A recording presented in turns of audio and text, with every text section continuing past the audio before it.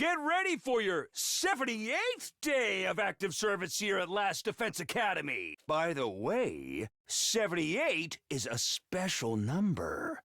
Try and figure out for yourselves what makes it special. Yeah, the 78 ending is the stupidest ending ever, so I guess this is it. Prepare to spend another day enduring the Well, unendurable, that's what's happening suffering today the right now. insufferable. Be ready to give your life. Tsubasa told us to keep quiet and hold tight, and that's exactly what we did for 3 days. But today was day 78, our next opportunity to leave would be tomorrow. Would the useful device Tsubasa was working on be ready by then? Feeling impatient and agonized in my room. Maybe I should go ask her. Consider it, but it didn't seem like that would help move things along any. I just had to be patient and wait for Tsubasa to finish. Sitting around like this felt like a waste of time though. Moving around seemed like a good idea, only if only to distract me from my anxiety. I decided to head up to do my usual rounds. So that means more exploring.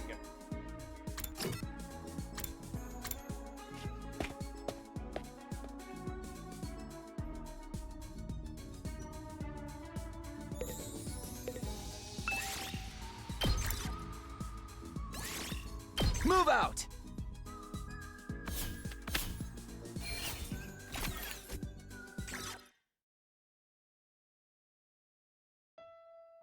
Takumi, it's ready! Yay! It was shortly after dinner when Tsubasa came thundering over my room with a big grin on her face. Really? Why would I lie? Aha! Then we have to tell Iriko.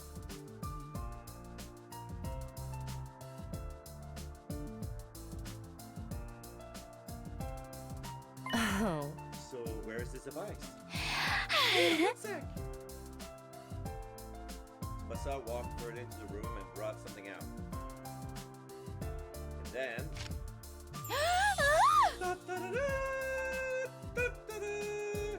X-ray goggles! Oh, maybe...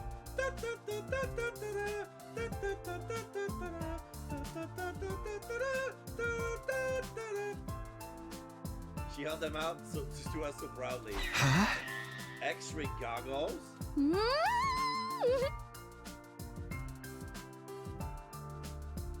Just like the name suggests, if you put this on, you can see right through people's clothing! Oh. So we can see the monster's back. Oh. Easily, you just need to be within 10 feet of them. 10 feet. Also, add an instant camera function as a little bonus. Oh my god, you're such a perv. Just pinch the button on the side, and the image will be taken through the goggles. You'll develop and print the photo right there and then. I took the goggles from Tsubasa. Aha! Sounds cool, let's give it a try. I was just about to put them on when Iriko smacked me with all her might. Yeah, I mean, duh. What was that for?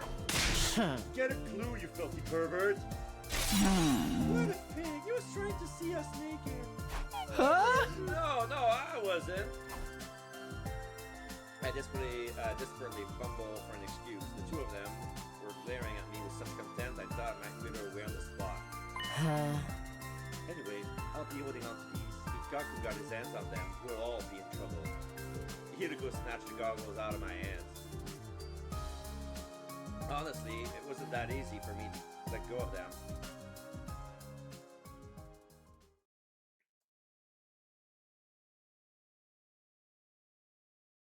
Day 79.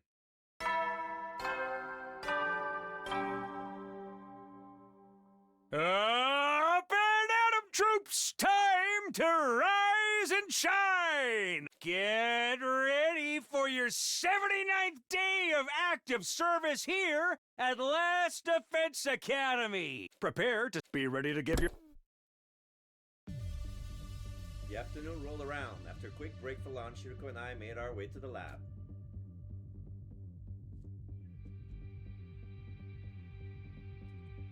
Oh yeah, I need the mask. Where did I put it? Oh shit, I tossed it. Okay, I already had my leap suit on. The machine was all set up. 1:49 p.m. 1 minute left until we could jump. You brought the X-ray goggles, right? No. How could I forget? I write you in my suit. We have 3 hours this time. That should be more than enough. All we have to do is look at the backs of Zombie Pima and Zombie Yuriko. Don't think it sounds so simple. I'll be the one wearing the goggles after all. Huh? You? No. Of course. Why? I don't want you looking at my naked back. Yeah, I don't want you to see me naked. That goes for Zombie Me too. Despite our armlessness, you're a closet degenerate. It's honestly creepy. At least Gaku has the decency to embrace it. I wasn't planning on doing anything like that. While we were bickering, the time to leave arrived. Yuko, they hit the button and hopped into the platform. I was right behind them. No. Here goes.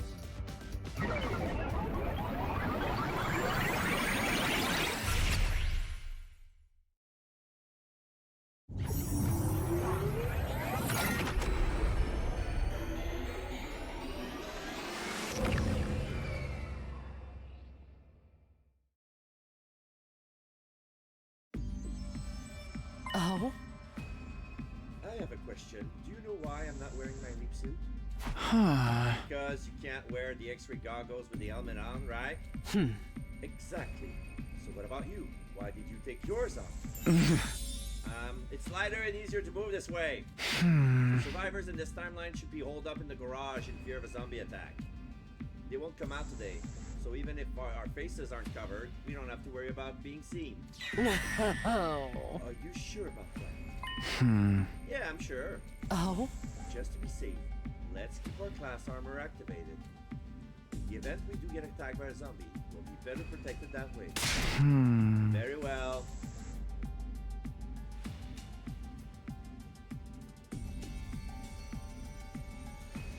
Oh. Now then, where are all the zombies? If we just walk around for a while, they'll come attack us eventually. How are we supposed to see them from behind that way? Zombies are sensitive to sound. We'll need to silently sneak up on them. Let's do within 10 feet, right? Oh? That's the limit of the goggles range. Come on, let's hurry. So we're gonna do a stealth mission? Yeah.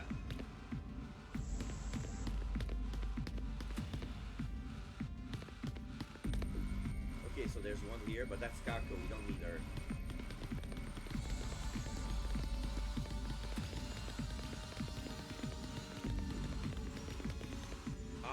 We really have to go to Kako.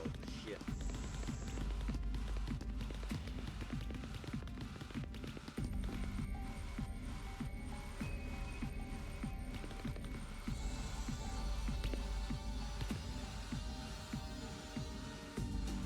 Up the stairs.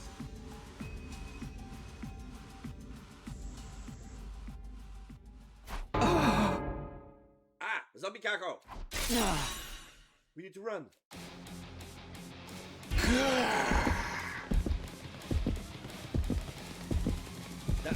That zombie wasn't there before. Zombie Moko.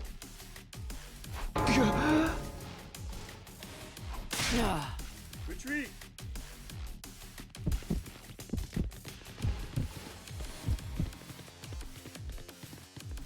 Okay, now Zombie Kako's gone. We're going upstairs. This is stupid! And we're in the courtyard. Phew, looks like we lost them. Shh, keep it down. Huh? Oh, we were seen on the courtyard on day 79. Oh? Look over there. Zombie Ima! My voice dropped to a whisper.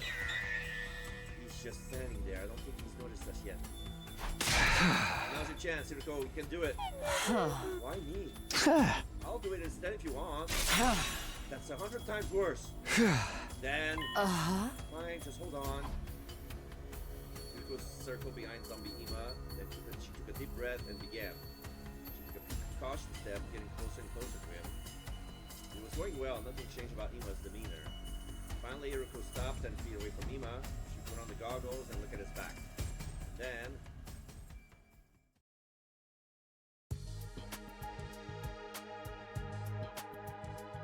how did it go? Oh. He went out without a hitch. He got a clear view of his livermore scope. And what was it? In response to my question, Yuriko showed me a photo, a picture taken with the camera in the goggles. A one. No doubt about it. Ima's livermore code is one. Way to go, you did it! Oh. What did I say? I don't like getting the complimented by a servant. She may have said that, but the slight smile on her face betrayed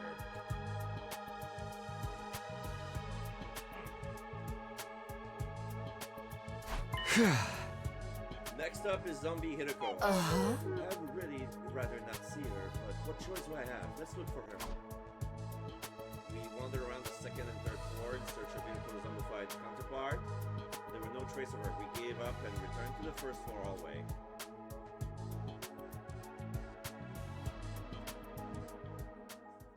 Oh, there she is. We spotted her the moment we came down the stairs. There she is, Zombie Hideko. Ugh, how depressing. Looking at myself, literally decaying, is even worse than looking in the mirror in the morning of a terrible hangover. A hangover?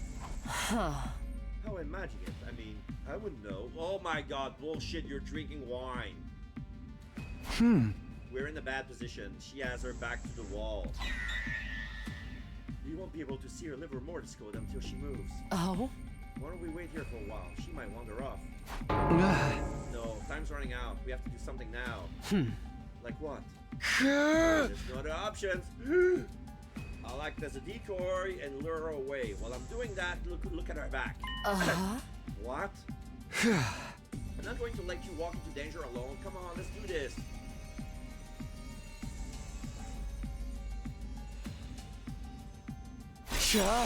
Hey, over there, zombie.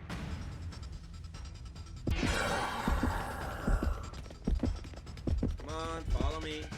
Yuriko.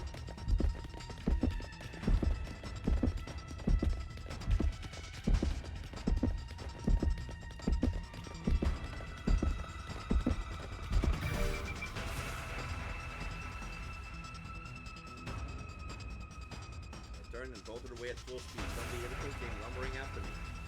Behind her was still living Yuriko 1, more than 10 feet away. She was running frantically, but couldn't get any closer to Zombie Hideko.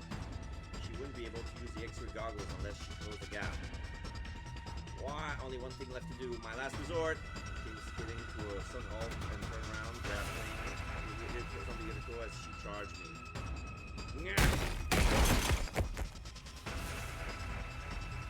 Felt something hard against my back. She had knocked me over. Zombie Hidiko's hideous decaying face was right in front of me. She was baring her teeth, trying to bite down on my throat. I was in trouble. I couldn't.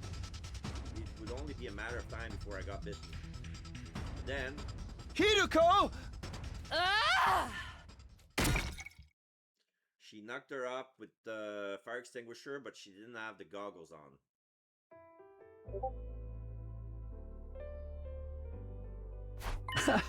Thanks, you saved my life. Don't thank me. A servant should know their place. What should I say then? Don't say anything.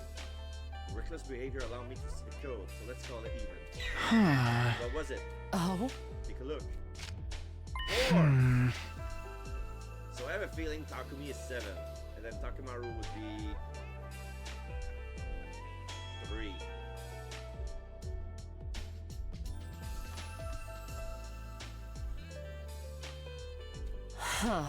Yes, 4. That's an unlucky number back home in the complex. It's said that it represents death. Strangely fitting that we find it on the member of the living dead.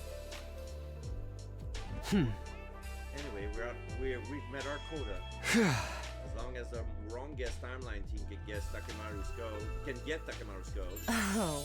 we'll have a full set. That'll be all the Livermore codes we need. Ah. You think they'll pull it off? I don't just think so. I'm sure that Oh. they are us after all. Our leap window was going to close soon. Yuriko and I nodded at each other and made a mad dash for the wall of fire.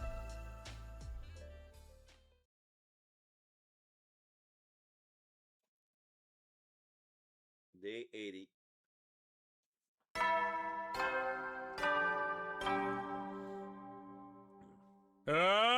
Wow! It's finally your 80th day of active service here at Last Defense Academy. We have just 20 days left.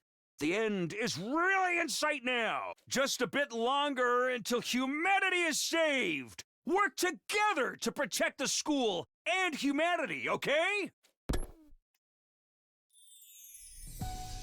I grabbed breakfast and went back to my room.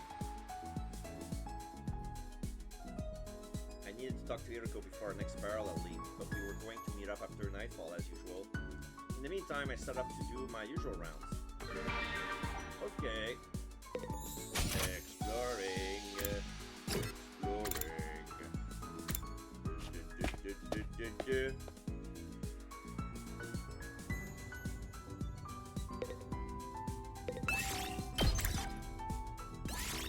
Move out!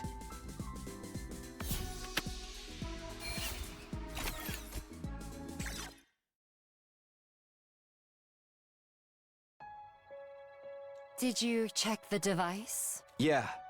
It looks like the blood space waves peak again on day 84.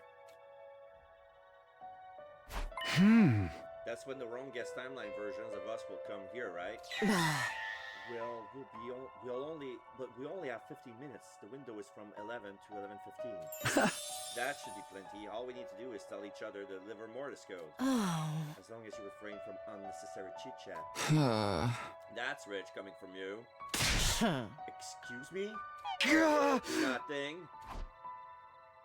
Yuriko let off before she continued. Whatever. More importantly, why don't we check the distress signal transmitter in the hidden room in the basement one more time? Huh? Alright, supposing couldn't hurt.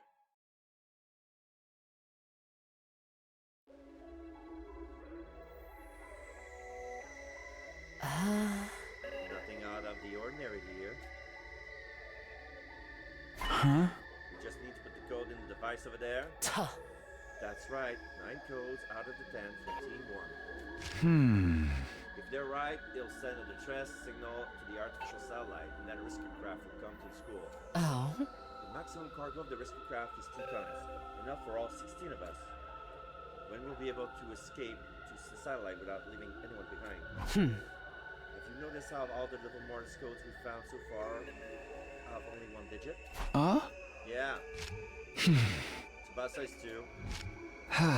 Eito is 8, Gaku is 0, Kako is 9, Shoma is 3. Oh, Shoma is 3. So Takemaru would be 9. No, wait, see, it's Kako is 9. So what's left? Takemaru would be 6.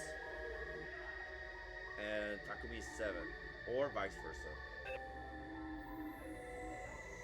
Darumi is 5. Then as we found out yesterday, Ima is 1. And mine is 4. 280935514. Everybody has a different number. What are you getting at? I was wondering if Livermore Discord are unique members assigned to each of us. You mean there are no duplicates? I'm not sure, but if that's were the case, Takemaru would be 6 or 7, right? Yuriko smiled devilishly. No way, don't tell me you're just going to guess. Hey, slow down! That's no guarantee it'll be 6 or 7. And even if it is one of those, if we put the wrong code in... Poison gas will come out of those tanks over there. It's a terrifying toxic gas, capable of melting any object into a soupy mess. Sere and Nigo said that gas masks or protective clothing won't do anything to stop it. Right, we better not. You don't freak me out like that.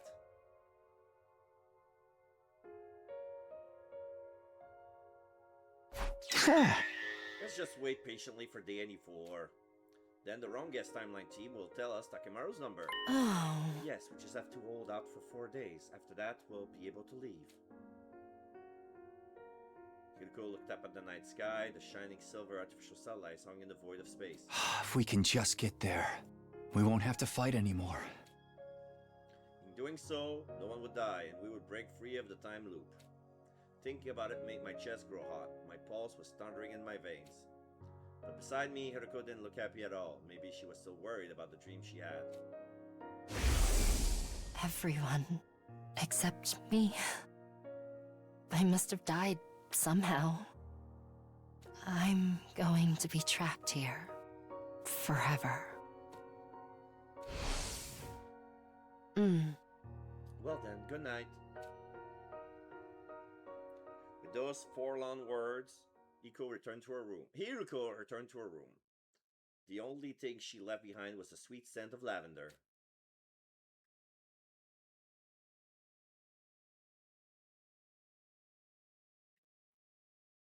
Day 81. Day 82. Day 83. So the next fight is on day 87, right? Yeah. So we're on day 84. Get prepared to be ready to give your life. Still all day. It was day 84.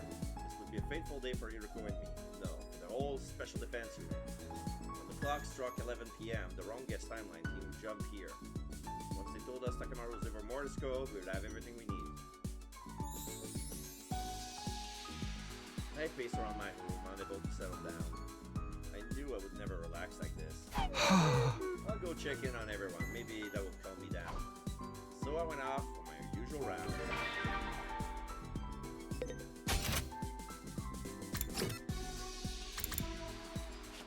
Usual round meaning exploration time. Very quick. It's the big quicker. Move out!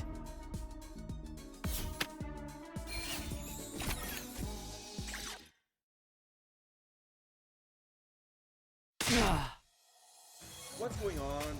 Where are those two?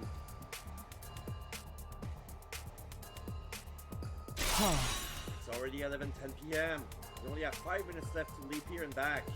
You don't need to tell me that. This must be your fault. What? You must be dawdling in that timeline. How would you know? Because you're already being a nuisance. Hey! Being a nuisance. Hey. Was just about to retort when they showed up. Okay. Sorry we're late. What were you doing? You're into some trouble because of talking. Don't get the wrong idea if you say that. You were the cause of the delay, weren't you? Well, I can't argue that, but still. Oh. See, I told you. Hiroko 1 looked at me smugly. I ground my teeth together. We don't have time for this. We need to exchange information. The wrong guest timeline duo nodded and swiftly stepped down from the platform. We'll go first. Nima's code is 1. Hiroko's is 4. That's 1. Oh. And 4. Okay. Da-da-da. Okay. Now we have all the numbers. Thank you, guys. You did very well. Even more so considering you had to get them off the backs of zombies. We pulled it off thanks to those goggles Tsubasa made for us.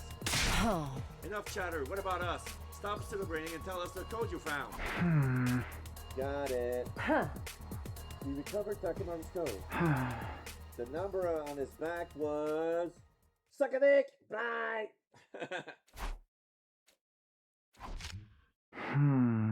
7. Alright, so Takumi's number 6. Alright, we have all the numbers. Thank you. 7, huh? Lucky number 7. It took a few seconds for the joy to set in. As soon as it did, Hiroko and I turned to each other and shouted. Now we got all the codes we need. Thank you, you two, or should I say us? Ah! I knew you could do it. You took the word right out of our mouths. Oh. You've been a huge help. Thank you truly. No need to thank us. You need to get back quickly. No. Yeah, you're right. Good luck to you then. The two of them dashed to the console and quickly set up the machine. Except it failed because Ah. it's 11:16 p.m.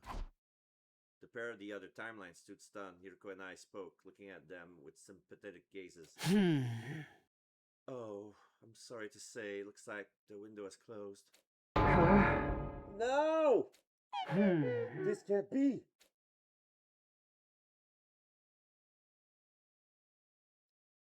The stranded pair stood there with their helmets still on. Couldn't see their face, but judging by their slumped shoulders, they looked painfully dejected. It took a while before the two of them quietly raised their heads. Well, there's no point getting depressed about it. We just have to change our mindset. Ah. Sorry, guys. Oh. We should have exchanged into faster. Mm-hmm. No need to apologize. We were the ones who were late. Although Takumi is the one responsible for that. Stop making it sound like it was all my doing. Huh? It looks like you two will have to stay in our timeline until the blood space waves rise again. Oh. When will that be? Hmm. Let's find out. Oh. Good. It's sooner than I thought. Hmm. The day after tomorrow. Huh. Yes, day 86. From 8 to 11 a.m. We have 3 hours. Plenty of time, even if someone shows up late. What's that supposed to mean? I'm not sure what happened between you two, but you should try to get along. Yeah, you're going to get stuck here forever for another 32 hours after all.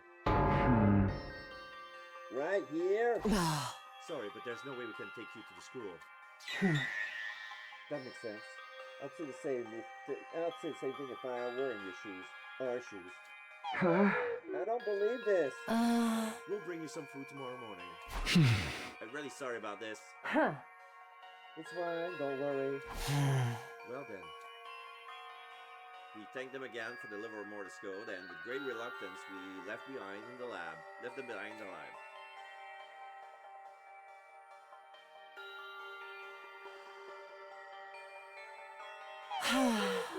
We have all the codes we need, but it's hard to get in the mood to celebrate. Huh? Yeah, I'm worried about the other us too. I would like to boot up the distress signal transmitter right now, but it would be a little awkward. We can't just leave them there while we escape. We also need to explain things to everyone, at least to some extent. They won't understand what's happening if a rescue craft suddenly shows up. That meant our plans for the transmitter were on hold for now. Feeling frustrated, we went back to our rooms.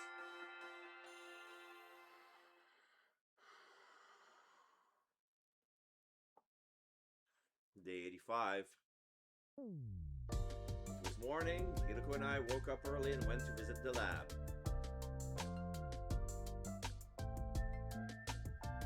Oh. Sorry to keep you waiting. We brought you some food. We put it here in the cabinet over there. Thanks, we appreciate it. Oh. Sorry to make you go out of your way. Oh.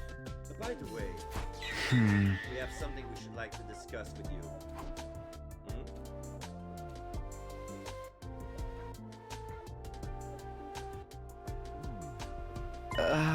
You were worried about that?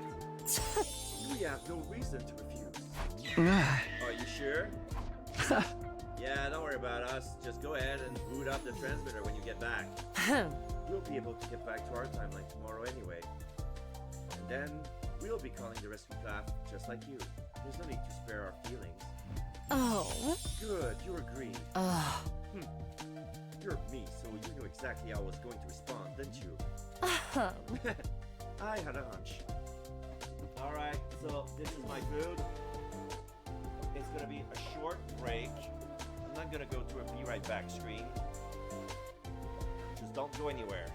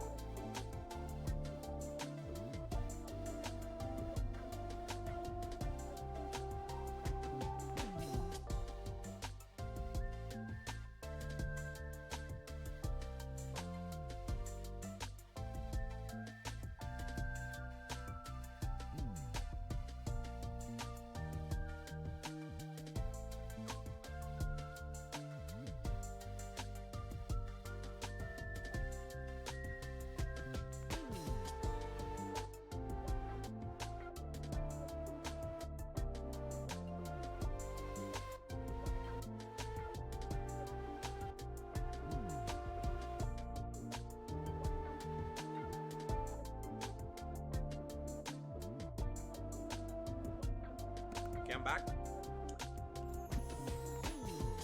Now I have to deal with spicy mayo.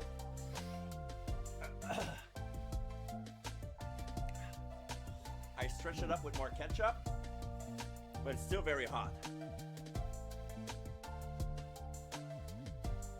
Why? Imagine a full bottle of, you know, the show, TV show Hot Ones? You got the number 10 question, the one that's the hot sauce, which is at 1.5 million units Scoville.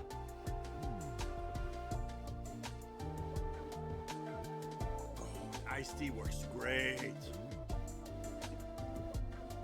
All right, so basically, it's too much spicy sauce and too few mayo, so I put more ketchup. It's fine, but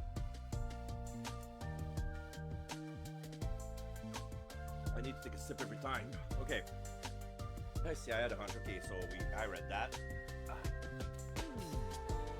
This is goodbye then. Well, I wish you the best of luck. You're not going to enter the code wrong, are you? I'll be fine. Oh? Are you sure about that? Just what kind of guy do you take me for? A slow-witted, No. careless, Oh. servant. What are you laughing about? They're talking about you too. Oh, right. Miruko 1 and 5 laughed, amused. Takumi 5 and myself awkwardly avoided looking at each other. All right, you two take care.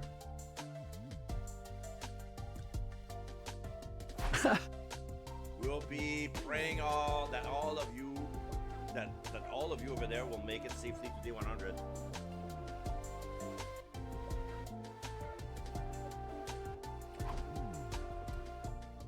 Miruko and I gave firm handshakes to our counterparts, then left them with the thumbs up for good luck.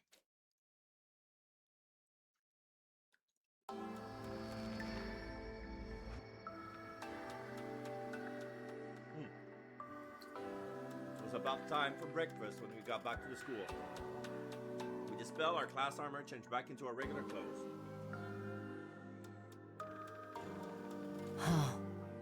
The others shouldn't be in the cafeteria around this time. Can you go and explain the plan to them? Huh? What about you? Huh. I'll go to the war room and distract Siri and Nigo. There's no way they'll agree to let us call for rescue. You're not wrong about that. If they catch wind of what we're trying to do, it'll be a mess. It's gonna be fine. Nigo has the EMP gun anyway. Good luck, Dan.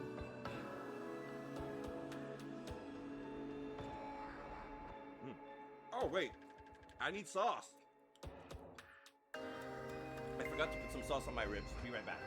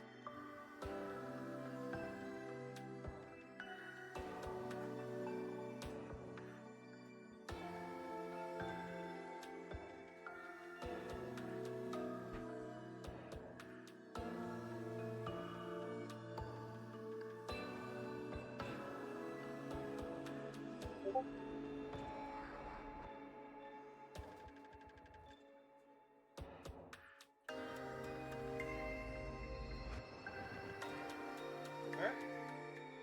This is a giant mess. But there I am.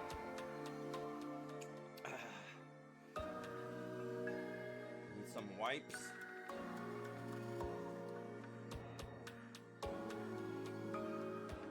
Hiruko dashed away into school. After watching her leave, I headed for the cafeteria.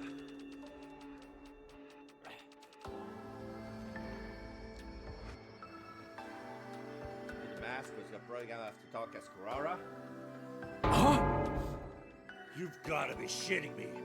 I am shocked to my very core. A distress signal transmitter. I can't believe a device like that was in the basement. Is it really true? Of course it is. Come on, seeing is believing.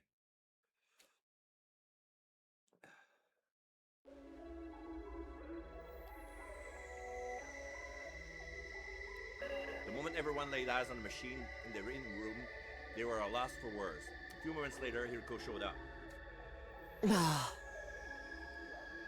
Don't worry about Siri and Nigo.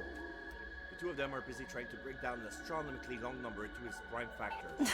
I told them it was encrypted top secret enemy information. They won't notice anything for a while.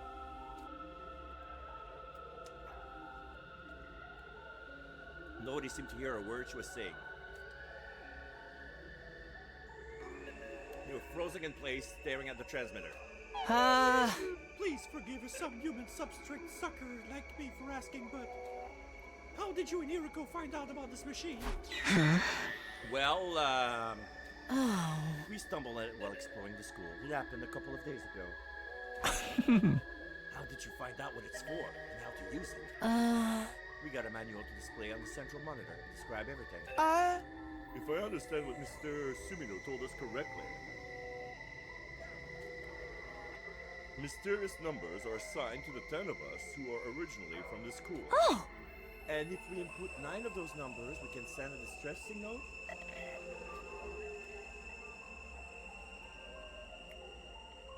I didn't explain the liver mortis code fully.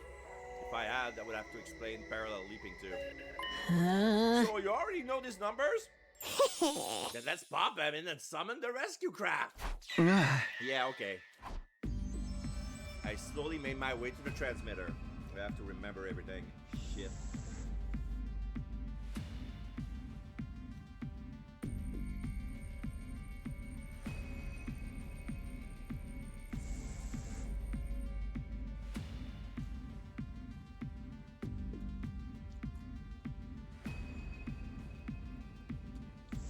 Okay. Everyone stood behind me, practically surrounding me. Ha! I let out a big sigh and cautiously entered the codes. Eventually, after entering 8-digit, I took my hand off the keypad. Okay, so 808, Takemaru 7, Gaku 0, Shoma 3, Dima 1, Hiruko F blank, Darumi 5, Tsubasa 2, Kako 9. There's just one left now, correct?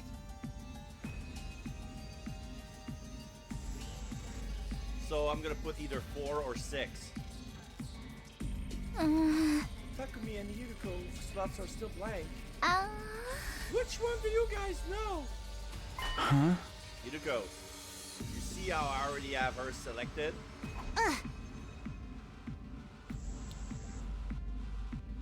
You need to press enter or some kind of confirmation button when you're done. No. Once I entered in the last number, the system should have automatically detected. Oh my god, let me guess. Kako's number is wrong because it's upside down. Maybe, what if Kako is a 6? And we don't know. Because all what we got is basically number on the book.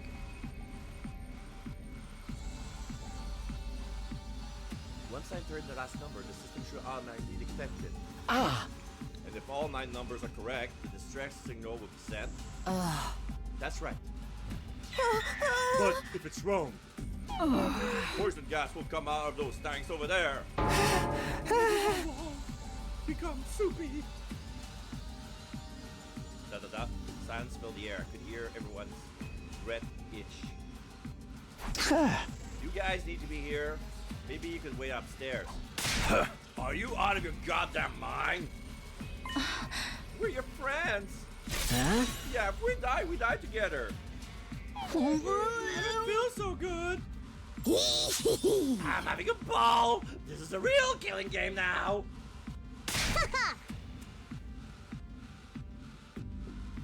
See, Takumi? Everyone's on the same page.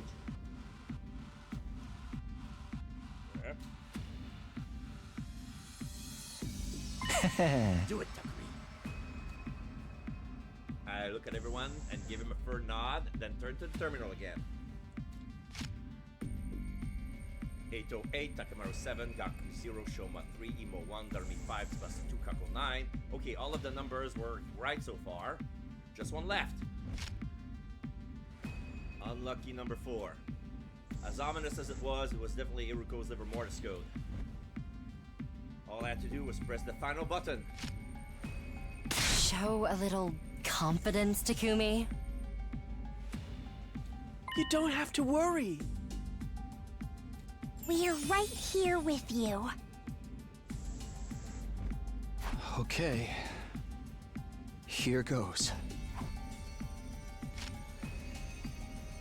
I reach out to the keypad with a trembling finger. I over the number 4 key. Oh my god, I have a feeling that's gonna be like that. Press the 4 key or don't press the 4 key. It's gonna be a trap. There's a trap. Press 4, yes or no.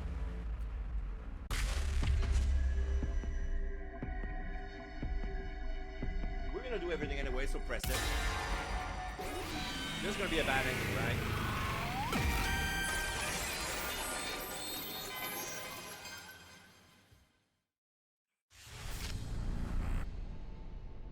Da da da.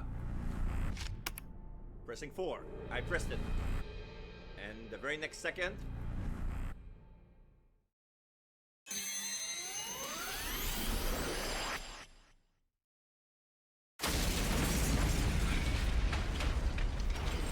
The school blew up.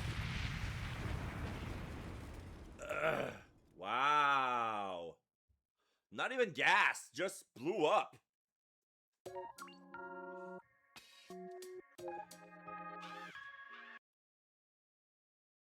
Ending number 53. Academy destroyed.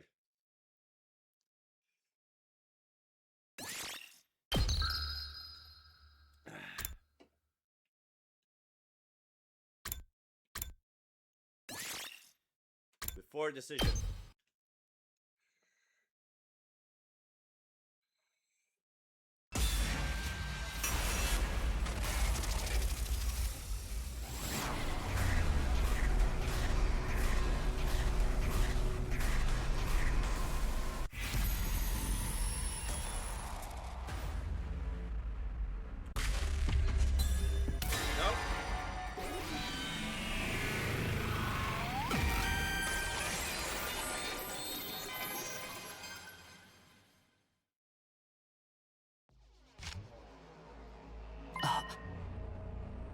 What happened, Takumi? Ah. Hold on a minute. I pulled my hand away from the keypad. What is it? You can't just tell us to hold on with no further explanation. Another explosion ending our original, yeah. 420, hahaha, yeah. I just have a bad feeling about this. Huh? A bad feeling. Oh, I get it. You lost your nerve, didn't you? Huh? I thought you were better than that, man. Here, tell me the number. I'll smash it in myself. I hadn't said the final number out loud yet. No one other than me and Hiroko knew it was 4. Spit it out, asshole! I told you to tell me! Hiroko, you know the number 2, right? You can tell us. Da da da. Hiroko held her tongue. Maybe she knew what I was feeling. And I'll just put any random number. You cannot do that, Mr. Yakujiji. The toxic gas will be released if we put in the wrong one. Why are you guys all chickening out? We can finally call for rescue. What the hell are you hesitating for? Takimaru stomped his foot angrily on the ground. Takimaru, Takumi, can you at least tell us why you're hesitating? A groan crawled out of the depths of my throat. I tried to swallow it back before answering. I'm sorry, I can't explain it very well, but we cannot activate this transmitter. I don't know why. I can just feel it. What? Seriously? Huh? Unbelievable. Not to me. I know what it's like to have vision. Visions? Ah! That's right. Kako's word gave me an idea. The next day the blood space wave surge would be tomorrow, day 86. Between 8 a.m. and 11 a.m. in the morning. If we parallel lead them, we'll be able to know an unknowable branch of history. Not exactly a vision, but enough to prove my point. It was worth a try anyway. I might be able to prove it. Prove it. Prove what? Prove that I just made the right decision. Takumi, are you out of your... Hey! Enough, Hiruko, I know what I'm doing. Anyway, guys, I just need you to wait until tomorrow morning. Please, for me. I lowered my head and I pleaded with them. Everyone looked at me, looked at each other with troubled faces. Alright, if that's what you think is best, Captain. Tomorrow morning? You better have your proof ready by then. Are you all okay with that? The other reluctantly nodded, in spite of how unwilling they looked.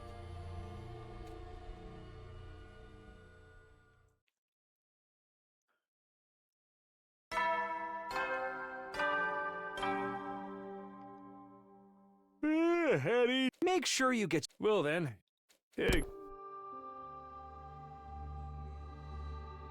Shortly after the nighttime announcement, Hiruko came to my room.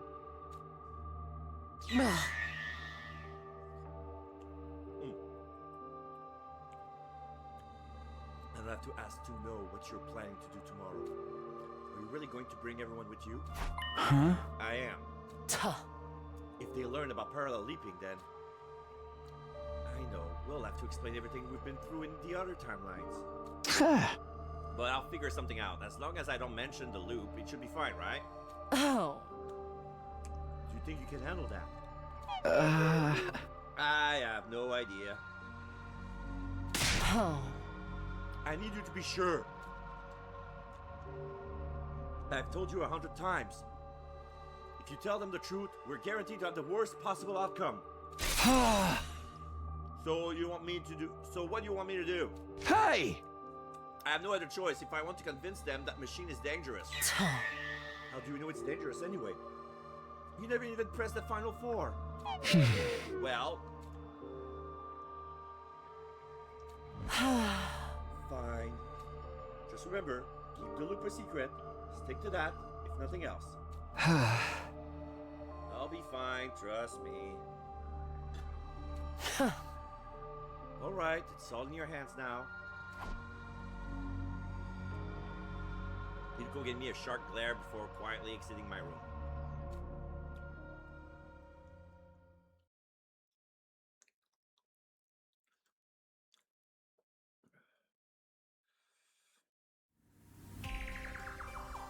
It was 7:55 a.m.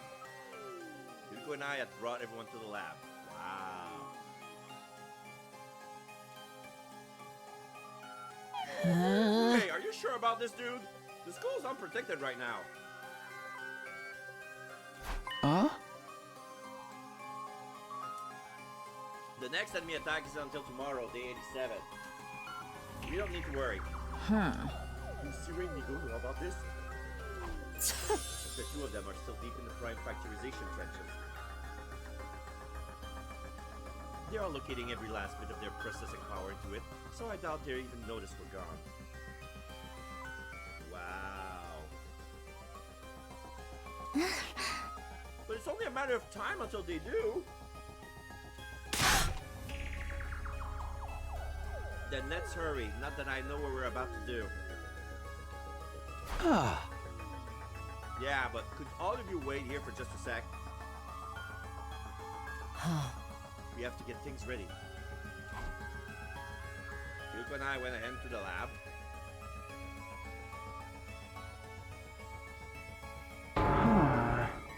Oh! Takumi 5 is here. What are you guys doing here? What about the rescue craft? Didn't you call it yet? It's complicated. We decided not to use the distress signal transmitter. Why not? I can't really explain. I just have this weird feeling. It was like something horrible was going to happen, so I stopped entering the code. I don't understand. Neither do I. Anyway, Takumi, Hiroko, listen closely. You shouldn't use the transmitter when you get back. Consider my advice, or maybe a warning.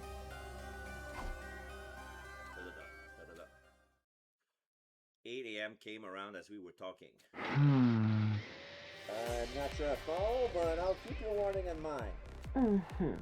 At any rate, we need to get going. Yeah, we'll be wishing you good luck out there. Oh. You guys be careful too. We'll be praying that all of you over there will make it safely into day 100. Yeah, for sure. Wait, we had this exact conversation yesterday. Hiroko made her way to the platform. Takumi hit the button and followed right after.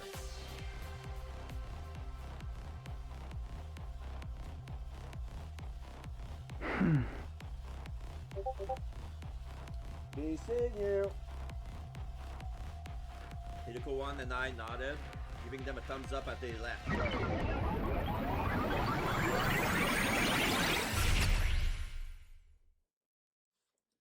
This is gonna be so weird. Sorry for the wait, we're ready. Come in, we'll show you around.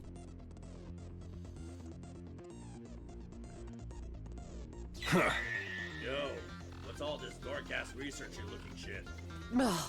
It's not researchy looking, as you put it. It's an actual research facility.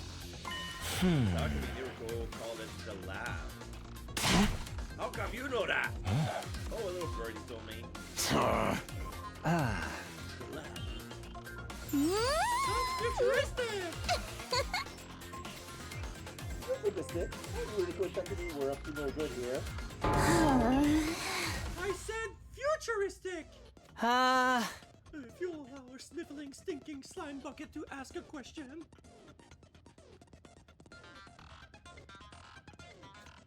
What kind of research is this lab for? We'll explain later. For now, save your question and come with us. That's a pretty big ask. Where are we going? There's only one door in here, and it's the one we came in through. Like I said, save your questions. It'll all make sense soon.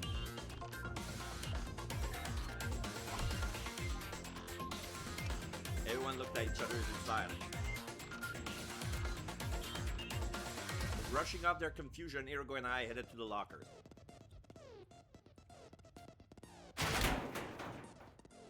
We opened them up and counted the leap suit lineup inside. You gotta remember, Takumi, these guys are all head empty, no thoughts this route.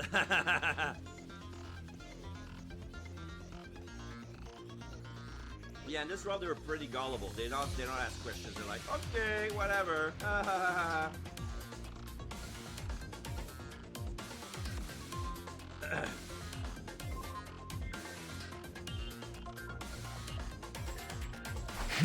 One, two, three. Oh, we have 17 suits in total.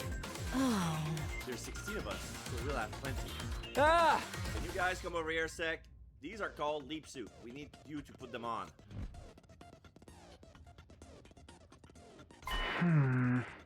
Okay, wow.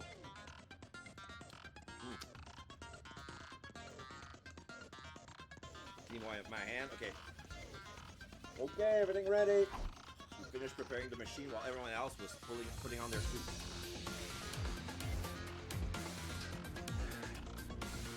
I motion everyone to get into position.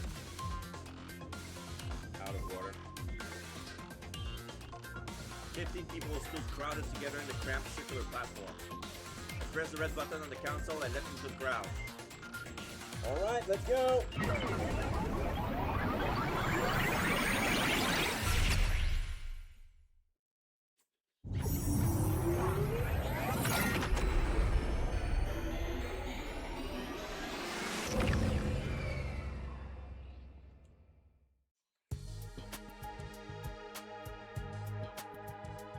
We successfully made the leap. We took off our leap suit and stepped outside. Yeah! Takumi, are you messing with us, bro? Huh? The lab looks exactly the same, so does everything else. Uh? All we did was enter and leave a shady laboratory. What purpose did it serve? Huh? Just be patient and come with me. We're going back to the school. Uh? The school? You want us to go back now? I didn't answer, I just started walking. Soon after, I heard the footsteps of the other following. We kept walking for some time. And finally, in the distance, there was no sign of the school because there was a big hole in the ground.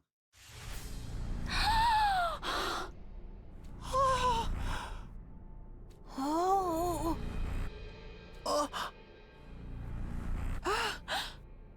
Yo, what the hell? What's going on? The Academy. It's not just the Academy. The entire area! It's all been blown to pieces! Even the wall of fire. Wow. But why? How? Isn't it obvious? Enemies must have attacked. No, that's not it. It's not? I'm not sure how to explain it. First of all, we're not looking at the ruins of our school here. Our school is still fine. Don't worry about that. Well, then where are we? Remember how I didn't enter the last digit in the distress signal transmitter yesterday? Well, there's an alternate timeline where I did punch it in. That's where we are now.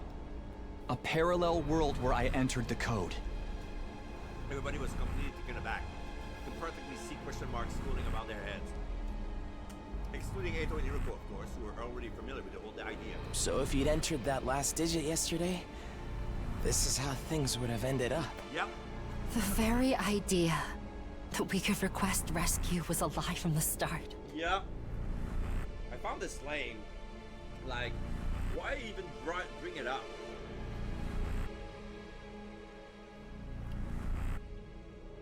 I don't know the reason why. But one thing's certain. Oh. Even if all of the numbers were correct, the system was designed to set off a massive explosion.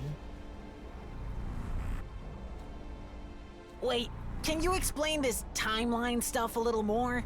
What does it have to do with the device in the lab? All kinds of questions started rolling in. I cut them off. I'll explain when we get back. We have a limited amount of time to return to our timeline. Now, come on, let's get going.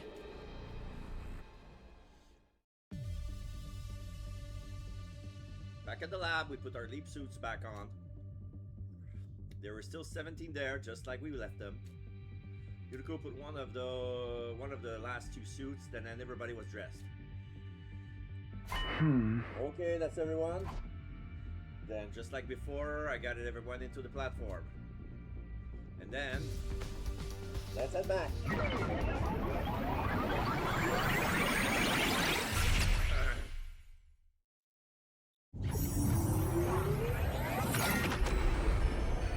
Dude, this looks like something out of a horror movie. Yeah.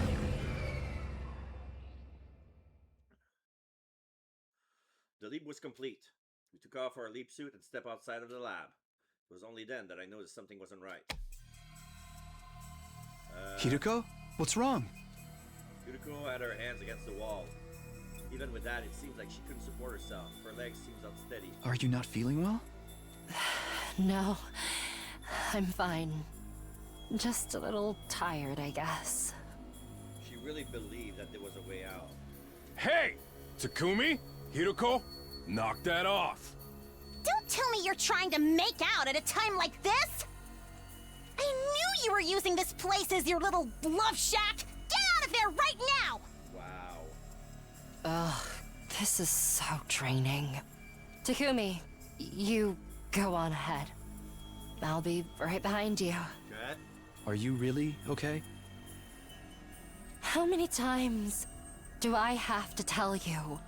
A servant's not supposed to act like he knows what's good for his master. Isn't that exactly what they're supposed to do? Shut up. Just go already. I did as I was told and joined everyone else, glancing back a couple of times before finally leaving.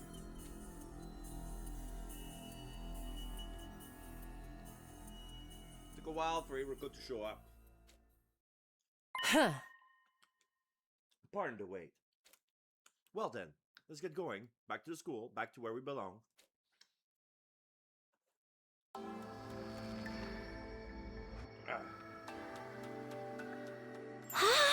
Everybody look! It's there! The school's still standing!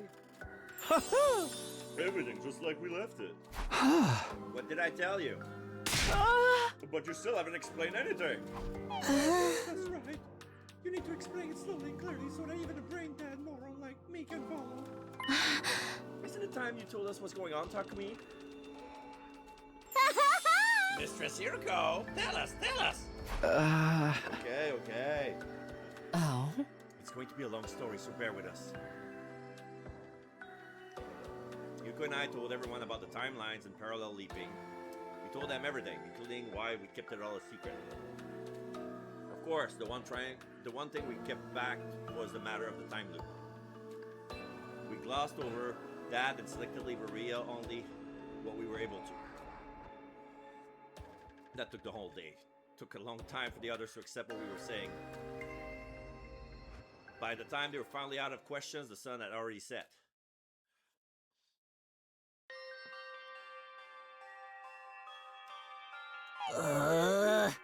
My head hurt after all that information, but it's fine. It all makes sense now.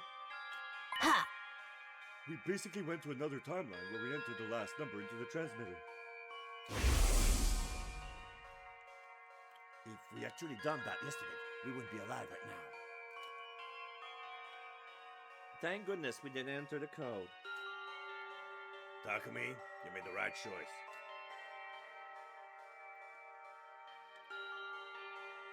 But you were trying to force him to do it. So were you, Lady Kurara. Da-da-da. Takuma da-da-da. Why did it explode? Did that timeline Takumi get the number wrong? Huh. Impossible. I'm certain all of our codes were correct. Huh? Even if he got them wrong, I can't imagine it would cause an explosion of that scale. All the manual mentioned was toxic gas. But then why? Huh? Why did it explode? Ah. I don't know. Oh. If I can't say anything for sure, is that there wasn't poison gas in that tank in the basement. Oh. Those tanks were more likely filled with some kind of liquid explosive. Oh. As for what set it off, Yuriko shook her head listlessly. At least now we all know about timelines and parallel leaping. Hiroko, Takumi, you've left timelines multiple times, right? Oh! I'm so jelly. Yeah, I want to visit on other timelines too. Sorry, but no. Oh. I think we'd best avoid that. Huh? Why? There's no happier timeline than this one. Here and now, all 16 of us, all are still alive. The same cannot be said about the other timelines. Someone is always dead. Either casualties in defensive battles or killed by one of us. No way! You're kidding! Oh. So please, don't even think about sneaking off to other timelines. We need to stay in this one and keep everyone alive. That's what will lead us to the best possible outcome.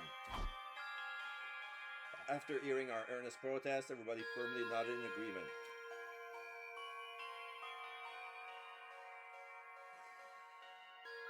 After adventure, we all grabbed a late dinner in the cafeteria. Siri and Nigo showed us shortly afterward. Ah, okay, they're done with their prime number. Shizuhara! Just what are you trying to pull? That massive figure is impossible for us to prime factorize. Yes, it seems that was a red herring. There's no need to solve it, so you may as well forget about it now. Say what? I fought so hard I gave myself a fever. Our two commanding officers waved their arms around and pouted. Everyone desperately held back laughter, watching them out of their corner of their eyes.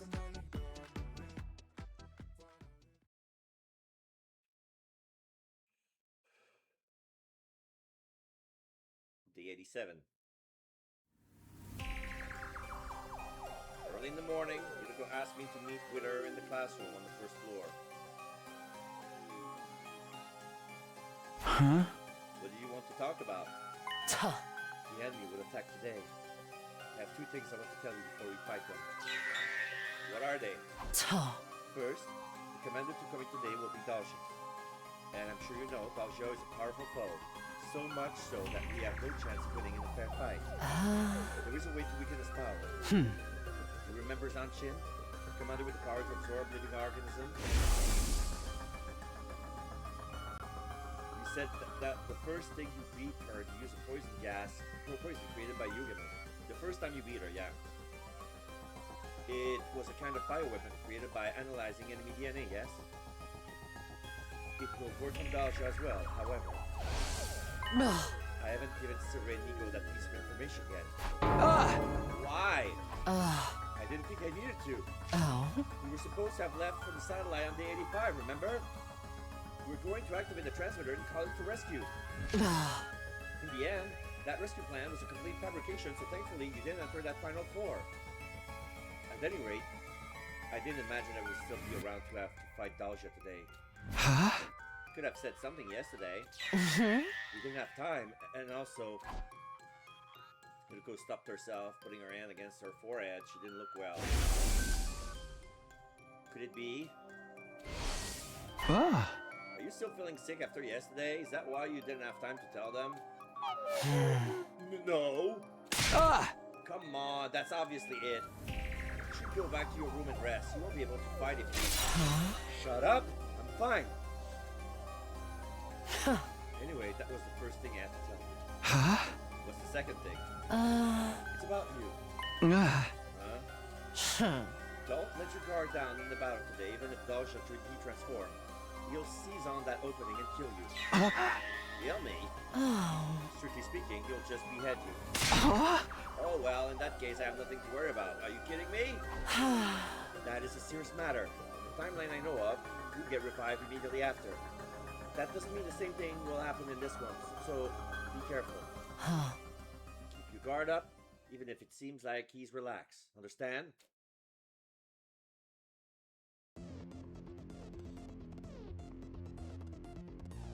I wrapped up my conversation with Hirko and we headed for the schoolyard. Everybody else was already there. Sumino, Shizuhara, you're tardy. Were you making babies again?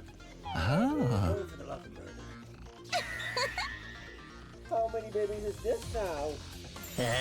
Are you guys after sextuplets? I wasn't even in the mood to retort, so I just ignored them. We've already finished our briefing. Not that we have much to talk about. We hardly have any information this time. We heard that Dalsha would be coming along. And that would be a very powerful foe, and that was about it. Don't forget that the defense system doesn't recognize him, so the alarm won't go off. Aha! That's why we had you all come out to the schoolyard. To do a visual check for enemies. Like, look at Hiroko, she nodded in silence. She'd probably given all of that info to Siri and Nigo in advance. Speak of the fucking devil, look who just showed up. Everyone looked up to the distance where the imposing figure was standing. The feral hog? Yeah, there he is. God of the planet. Hiriko suddenly lurched forward. She looked awfully pale. Even her eyes looked hollow, like she might collapse any second. Huh? Are you okay? This is why I told you to rest up. Insolent servant, worry about yourself. Ah. Hiriko. Okay, everyone, here we go. Let's give our guest a warm welcome. At Hiriko's signal, everyone pulled out their infusers. I don't need that.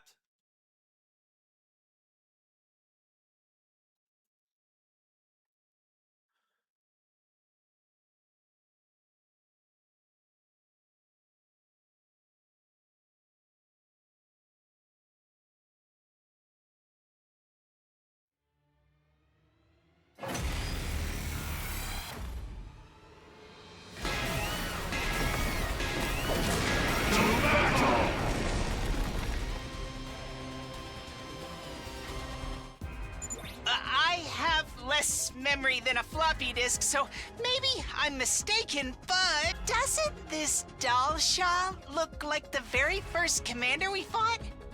He's practically the spitting image. The two of them could do a mirror spot. Darumi, you know about mirror spots? Stop your idle chatter and fight me. I have something important to do today. I don't have time to waste talking to you. Then why'd you even come here? I'm not here because I want to be. Enough. Let us begin. First, I want you to show me your strength.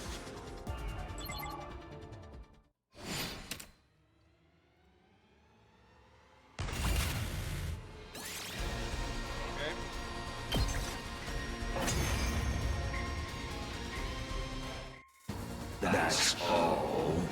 What a disappointment. I expected more. What's with this geriatric monster? I heard he was tough, but this is ridiculous. He's tougher than a stretchy udon noodle. Wow. No, tougher than raw spaghetti. Damn it! What do we do? It's all right. Leave it to me. Shion, Oh? I'll do something about him with my ability. No, Shion! I forbid you from doing this! Your prime directive is to build up energy for the final attack. You can't waste it. Waste it? How can you call protecting my friends a waste? I'm going to fight, no matter what anyone says. Remember what Takumi said about me? Wow. Shion is as much a part of the Special Defense Unit as any of us. He's our 17th member. If he dies, we all die. If we die, he dies. Our destinies are intertwined. He's one of us, an important comrade. The same goes for everyone else. Because they accepted me as one of them. It makes me so happy. Happy enough to cry. I want to return that sentiment. I want to fight. For all of them! Shion. Shion. One after the other, everyone called out his name with zero-choke voice. Fine! If you feel that strongly. Mr. Shion, don't overdo it, okay? Are you quite done yet? All right, Shion. Take it away. Yeah, got it.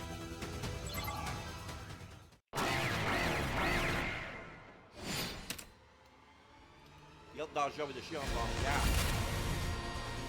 I see. So this is the power of the Second Coming. It is indeed mighty, but not enough to singe me. Fuck! Shion's attack didn't even scratch him! That's enough. I know all I need to know about your power. I suppose I'll call it a day.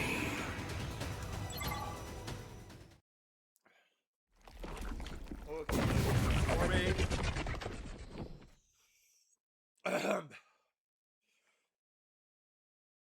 Huh? Why did he de-transform? I told you, I have something to do. What could possibly be that important? Do you wish to know? Be careful, Takumi. Dalja disappeared from view. He was coming right at me. I was too fast to see, but I already started to move. I kicked off the ground and leapt to the side. I was hairs breadth away from losing my head. I wouldn't have made it if I had been for Miko's warning this morning. Dalja's blade grazed my neck and swung behind me. A respectable dodge. It's almost like you knew what I was going to do. But you won't be so lucky next time. I've seen all you have to offer. The same goes for your allies.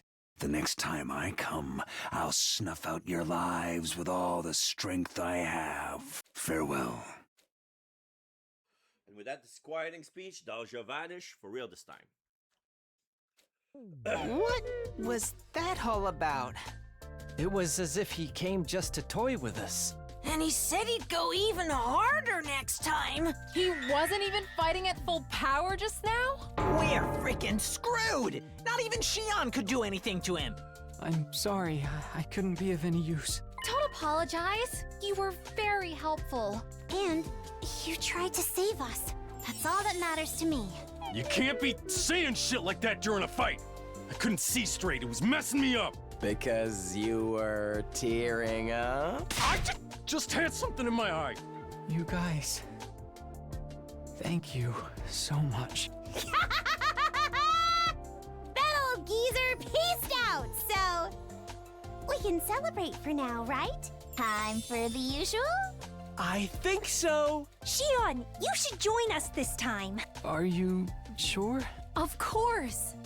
Okay then, everybody. Ready? Go! Special Defense Unit! Best in the world! Indestructible and undefeated! I can't hear Shion. Never lose! Never yield! Special Defense Unit, fight on! Boo! Everyone's voices resonate the same as always. Well, not quite everyone's. One voice was missing, Hiriko. Did she caught the Kaito virus? I think she caught the Kaito virus. Hiruko, are you okay? No, I'm fine. I'm just coughing blood. I'm fine. Oh. On second thought. Sorry. I guess I am a little tired. I'm going to go ahead and rest a while. See you. She's gonna cough blood in her room. I'm calling it. Hiriko stumbled away. I watched her walk further and further away and unsteady on her legs as a newborn leader. A newborn deer, sorry. Newborn leader.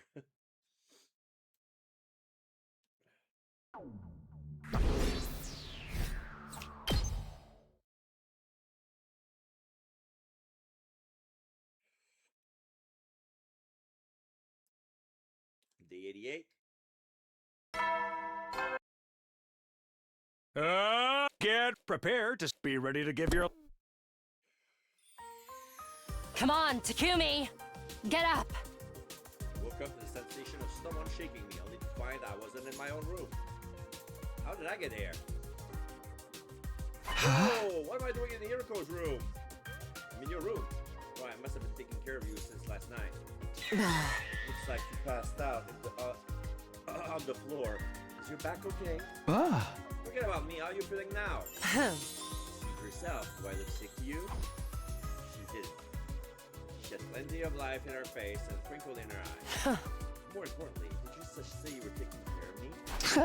I didn't do anything really. I was just making sure you didn't get any worse. You don't have to thank me. Just consider this me paying your back for all the trouble I put you through. Pervert! How could you sneak into a woman's room and spend the night with her without consent? You didn't do anything weird to me, did you? I never. Despite my aggravation, I felt relief deep down inside. Hiriko was back to her usual self, and I was happier for it. Well, fine. I feel better now, so we need to get started on some tasks. Task, Dalsha coming in again on date 93. We have to come up with a plan before then. Oh, I've got that covered. I already asked Yuga, Mueva, and Kurara to handle it. What? I talked to them after the battle yesterday.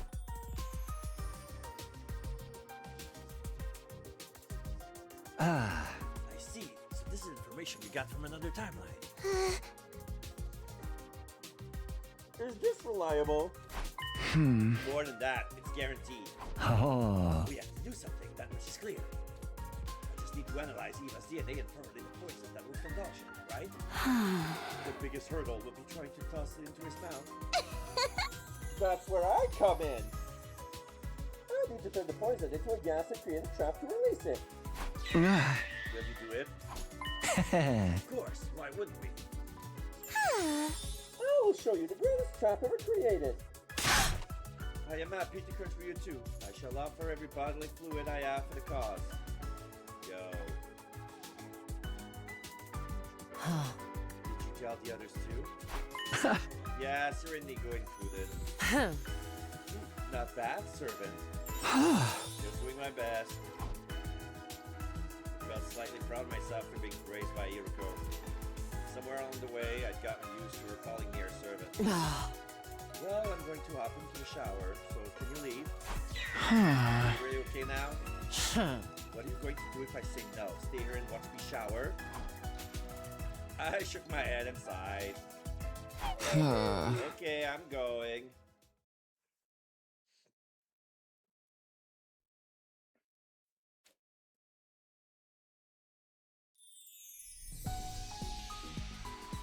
After that, I ate breakfast and went back to my room. I stretched and unwound my stiff body, and then went off on my usual round. Okay.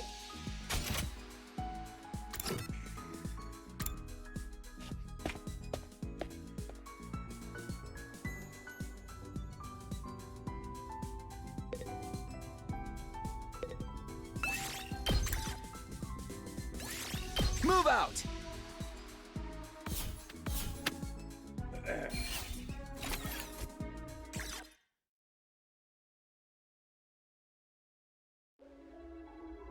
At night, I headed to the usual secluded spot to talk to Iruko. Why did the distress signal transmitter cause that explosion? I can't make sense of why it would explode even with the right codes. Shion said he found out about the transmitter because he overheard Siri and Nigo talking about it, right? Oh? That they must know more about it. Huh? Why don't we ask them? Huh. Alright, let's try that.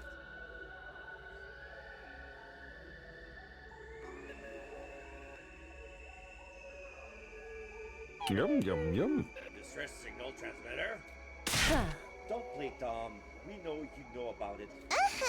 Sir, I think they might mean the device intended for the Stand Together, Fall Together plan.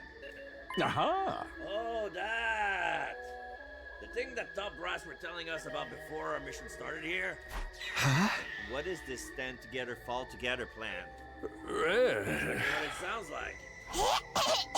They were originally 10 Special Defense Unit members stationed at Last Defense Academy. If none of them ended up in total death, our chance of winning the war would be practically zero. In other words, we'd be in a lose-lose situation. There would be nothing we can do, so... The remaining member would activate a self-destruct device and blow everything up for miles around sky goddamn high. Stand together, fall together, alright. So if it's hopeless, the last survivor has to blow everything up.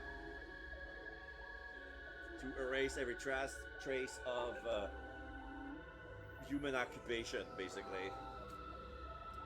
It was the big bosses who came up with this rather tragic plan.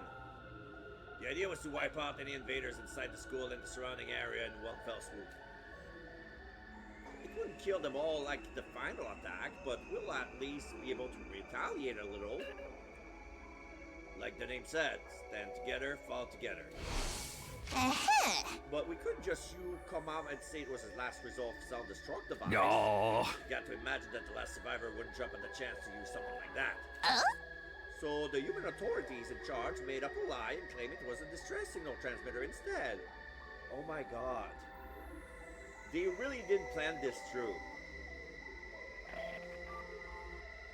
Like, they really underestimated the soldiers they sent to fight the war for them. Really. In short, they wanted to use the final survivor's life as a pawn, even knowing they'll still lose a war.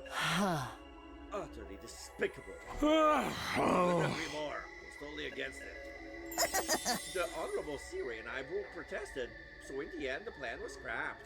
Huh? But then how? Hey! What do you mean how? Stand together, fall together was scrapped before the mission even started. But... don't tell me you don't know about the machine in the basement. Huh? The basement? Oh, but Miss Shizuhara, this school doesn't have a basement, does it? Sirei, Migo, one last question. Do you remember talking about this plan before? It was so long ago that I can barely remember, but maybe around day 20? I do remember talking to the Honorable Siri about how relieved we were that the plan was off. I see. Thank you. You've been very helpful. So these guys have no idea about the hidden room.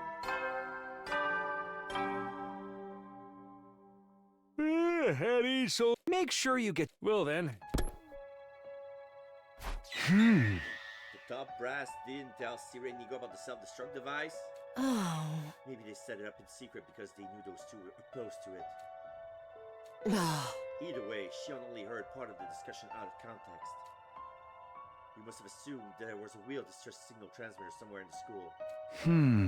Guess she just missed the part about it making the school explode. Oh my god. That means the Geek Queen must feel really stupid right now.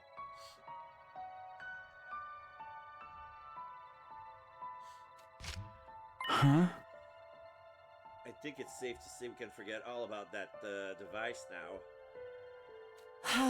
Yes, no Schoolcraft is ever going to come for us, so it would only be a waste of energy. We still have 12 days left until day 100. What do we do now? There's nothing to do. Our goals remain the same. Ensure we all survive until day 100 and build a happy future together. Then we'll all be able to break free from the time loop. You'll get no argument from me. In other words, there's only one thing to do first. Fight, survive, and win the war. The escape pod will be deployed on day 100, and we can all get on board and head to the artificial satellite. We'll be out of there before the final attack is launched, right? Of course! There's just one problem. What problem? Shion. I have a feeling, because we've seen on the mystery timeline that all the people who died came from another timeline, and I have a feeling that they're gonna come from here.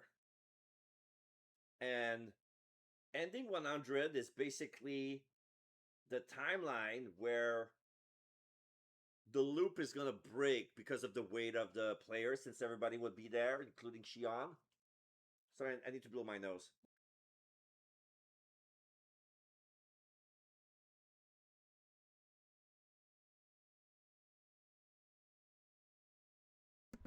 Okay.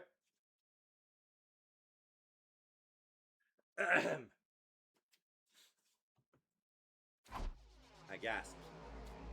How could I fail to realize something so important? Right, Shion. What will happen to him once the final attack starts? Yuko was silent. She bit down her lips and averted her eyes. Do you know? Yuko nodded with a sense of dull resignation. I do. Then tell me, what happened to Shion? Can't you figure it out? The flames from the final attack will raise all life on the surface of the planet. There's nowhere to hide. Not on the ground, not even behind the thickest walls. The flame will consume everything, the defense room included. So when the missiles are fired, that means... That already, I don't care about seeing it again. You cannot save the baby inside the defense room. he'll be burned up by his own flames. As you already know, that baby is Shion's real body. So Shion will be... No.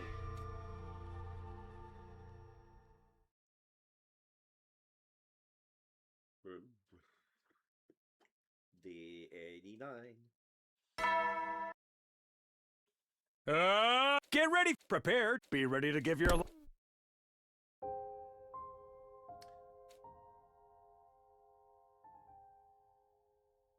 I sat in my room without going to breakfast. How could we save Shion? I couldn't think about anything else. Hiriko didn't seem to have any ingenious plan this time. I could tell from her face last night that she was desperately trying to come up with something. And all I pondered the matter is in silence. The sun started to set. Day turned to night. I wasn't going to come up with anything on my own. I decided to ask the others for help. Not wanting Siri or Nigo to find out, I invited them all to the secret meeting spot.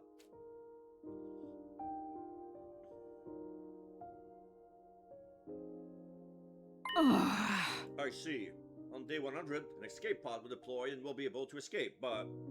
The baby, Shion will be killed by the final attack launched right after we leave.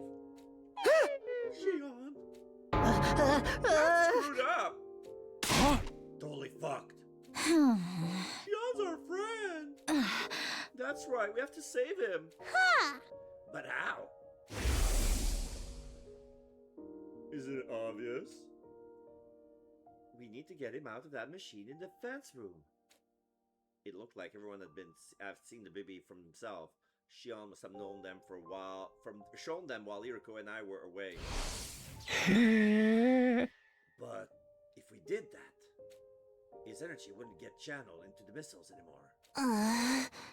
Which would mean the final attack on day 100 would never be launched. That's right. Those missiles won't fire unless they're fully charged. Siri said as much before. So then humanity will lose a war. Who cares? What does it matter if we lose a war? Is everyone on the artificial satellite just going to die instantly? No! Only means that our 100-day mission here would end in failure, that's all. We can't sacrifice a baby just to stop that from happening. Save ourselves, destroy all life on this planet, and let our friend Shion die? How could we possibly do that? There was silence for a while before Takemaru finally spoke up. Dude said he wanted to talk to us, but it seems like he's already got his answer. The problem is, what's going to happen after that? If we take him out of the machine, he'll be consumed by his own flames and die. Say what? No! Everyone's eyes have gone wide. The shock's evident on their faces. That's why I wanted to talk. I was hoping someone might have an idea what to do. That's quite the complex problem. I'm good with logic and deduction, but this is something else. Can't we just use something to house the baby once we tuck him out? I remember seeing some kind of bottle or jar made of tempered glass in the metal shop. Could use that. The undying flames only burn living creatures, so a glass jar wouldn't melt. But if we just put him in a jar, his flames will still consume him. My whole riddle sponge of a brain is useless. Sponge? A sponge. A sponge. Forsooth, that's it. We just need some kind of material that can absorb the undying flames like a sponge. What the hell are you talking about? Oh, wait, she might be onto something. If we had something like that, I could make a life support system for him. For real? Say, Eva, you've been quiet this whole time. Do you have any ideas? Since when does Kushiko have good ideas? Well, it's, once in a timeline. 1 out of 100. Like, it would happen. Stumble onto the truth and then inspire somebody who can make it happen to make it happen. Like, it happens a lot. Me. You used to be on the enemy side, so you must know something about the flames of the baby. Or the baby, right? Right. But my brain's got all scrambled by your dolman thingy. Wait, hold on. I think I remember something. Material Omega? Yuriko jumped at Eva's word. That's it. Material Omega is a substance that absorbs undying flames. Ugh. How do you know that? Other timeline, shut up. Just remember it from the coming of age timeline. Coming of age? Timeline? That's just what I've been calling it. Anyway, I saw Material Omega when I was there. Yuriko probably meant she had memories of it from a previous loop. But everyone else thought she meant she'd seen during a parallel leap. Well, that's what they didn't know wouldn't hurt them. So if we use Material Omega, we can create a life support system for Shion? I think it'll work. I'm already making a schematic in my head. If we can mount it into the jar Kurara suggested, we should be able to keep him alive. Everyone's face lit up. I couldn't hide my delight either. Huh? But where do we find this Material Omega stuff? The mountains in the northeast, but I'm not sure if it's present in this timeline. Our best bet would be to jump to the coming of age timeline tomorrow and head to the mountains there.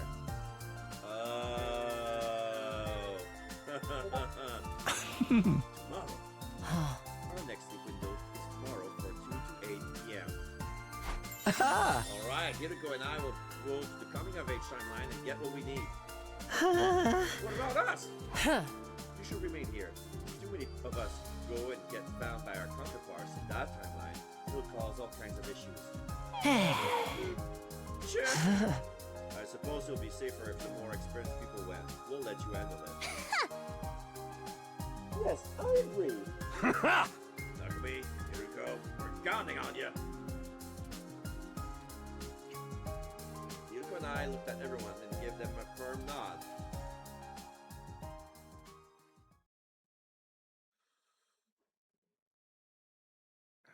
Day 90. That afternoon, Yuriko and I made our way to the lab.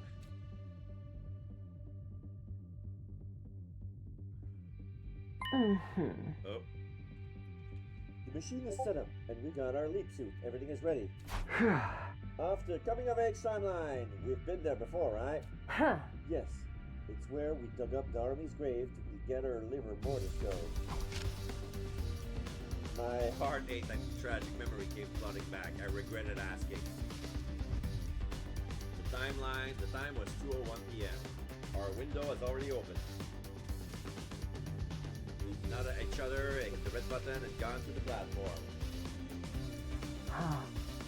Let's get going.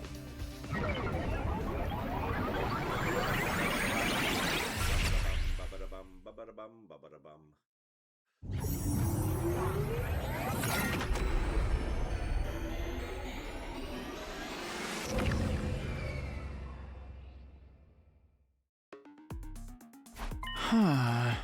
Hey, are you sure it was okay to take off our leap suits?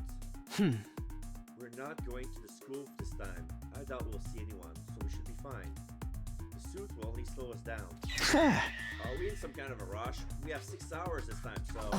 Material Omega is in the mountains in the northeast. They're quite a ways from here, and we'll need time to look around once we get there. In consideration of the time we'll lose when someone inevitably bungles something, we'll already be cutting it close. Come on, up to it. I followed Yuriko in silence until we finally arrive at our destination, the mountain range thick with greenery. I'm certain it was around here.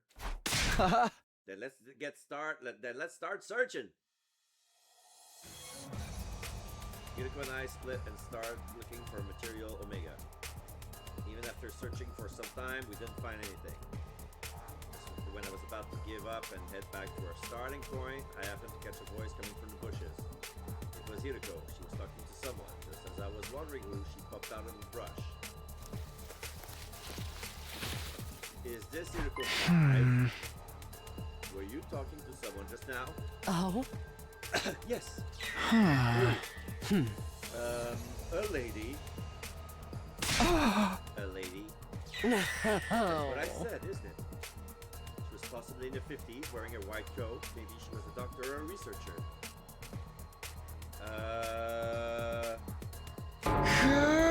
Why would anyone like that via way out here? How would I know? Anyway, she just showed up and handed me two things. Two things. Hiro held up her palm. Resting on it was something that looked like a memory card. What is that? She said this has the plans for the Machine Plus on it. Machine Plus? What even is that? Oh? I don't know. She just said that it can move vertically as well as horizontally. I have no idea what you're talking about. Neither do I. Hiro didn't seem to be lying. She looked stunned by whatever she just experienced. What was the other thing? Hiro showed me a lump of some kind of strange substance. Could this be... That's right. Material Omega. This is the other thing that woman gave me. She said she found it on the ground and wanted to give it to me, then she left. Oh my god.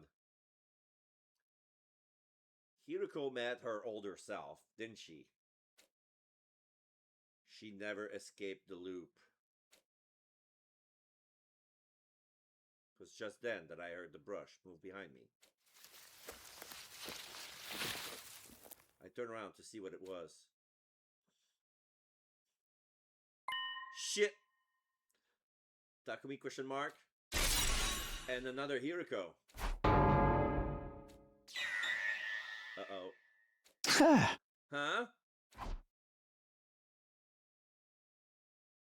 The very next moment.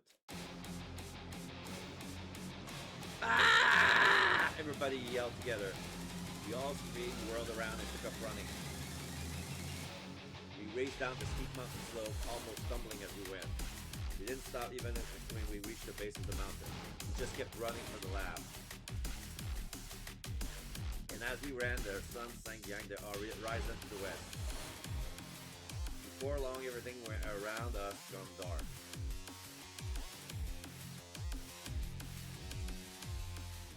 I think we're far enough now. Wouldn't be funny if they get mixed up. Takumi is with the wrong Hiro and vice versa. That would be funny. I think we're far enough now. Uh-huh. More than enough. We made it all the way to the lab. Whoa. When did that happen? Excuse me, are you acting stupid or are you really that dumb? Doesn't matter, we need to come back here eventually anyway.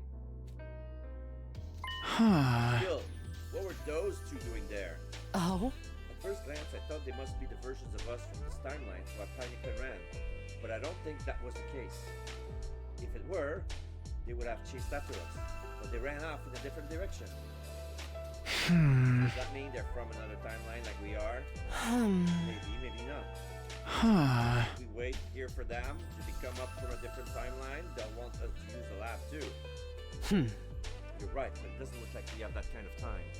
I pulled up the device and checked the time. It's 7:45. No way, we only got 15 minutes left? Exactly, I think we're just going to have to forget about them. I'm sure they'll be fine. They are us after all. Things will work out even if we leave them to their own devices. I guess that's true. Oh. Now, let's hurry. We need to get everything ready for our leap. Roger that.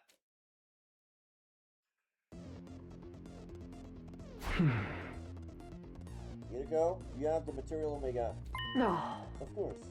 I'm keeping it nice and safe. Don't tell me you ate it. What? I was just playing. That was my time for such nonsense. Let's go back. Okay, let's head back. A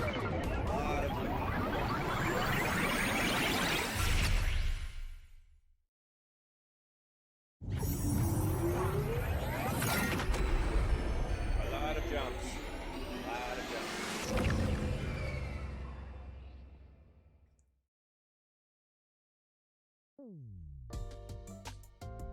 Takumi, Hideko, thank you so much. I did a quick analysis, and this will definitely work.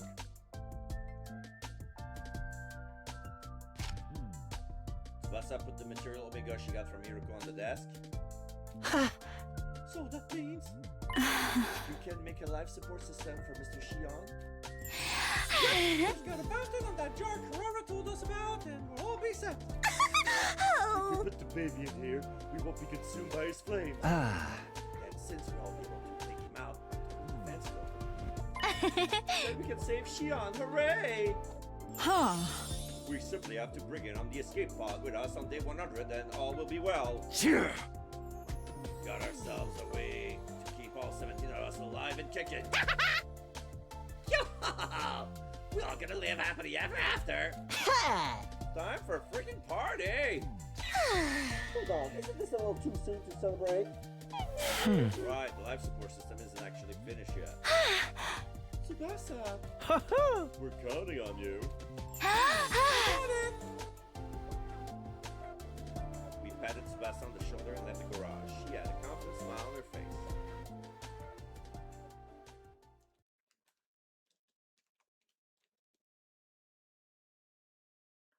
Day 91. Good morning, troops! It's day 91. 9 days remain. I hate to keep reminding you, but the fate of all of humanity rests on the shoulders of the Special Defense Unit. So work well and work together for the... Work well and work together, huh? It's probably a recording, but still. Contrary to Siray's work, something unsettling happened that day. It was shortly after the sunset, right after dinner. We were watching over Tsubasa's work in the garage when we received some unexpected visitors. Oh my god.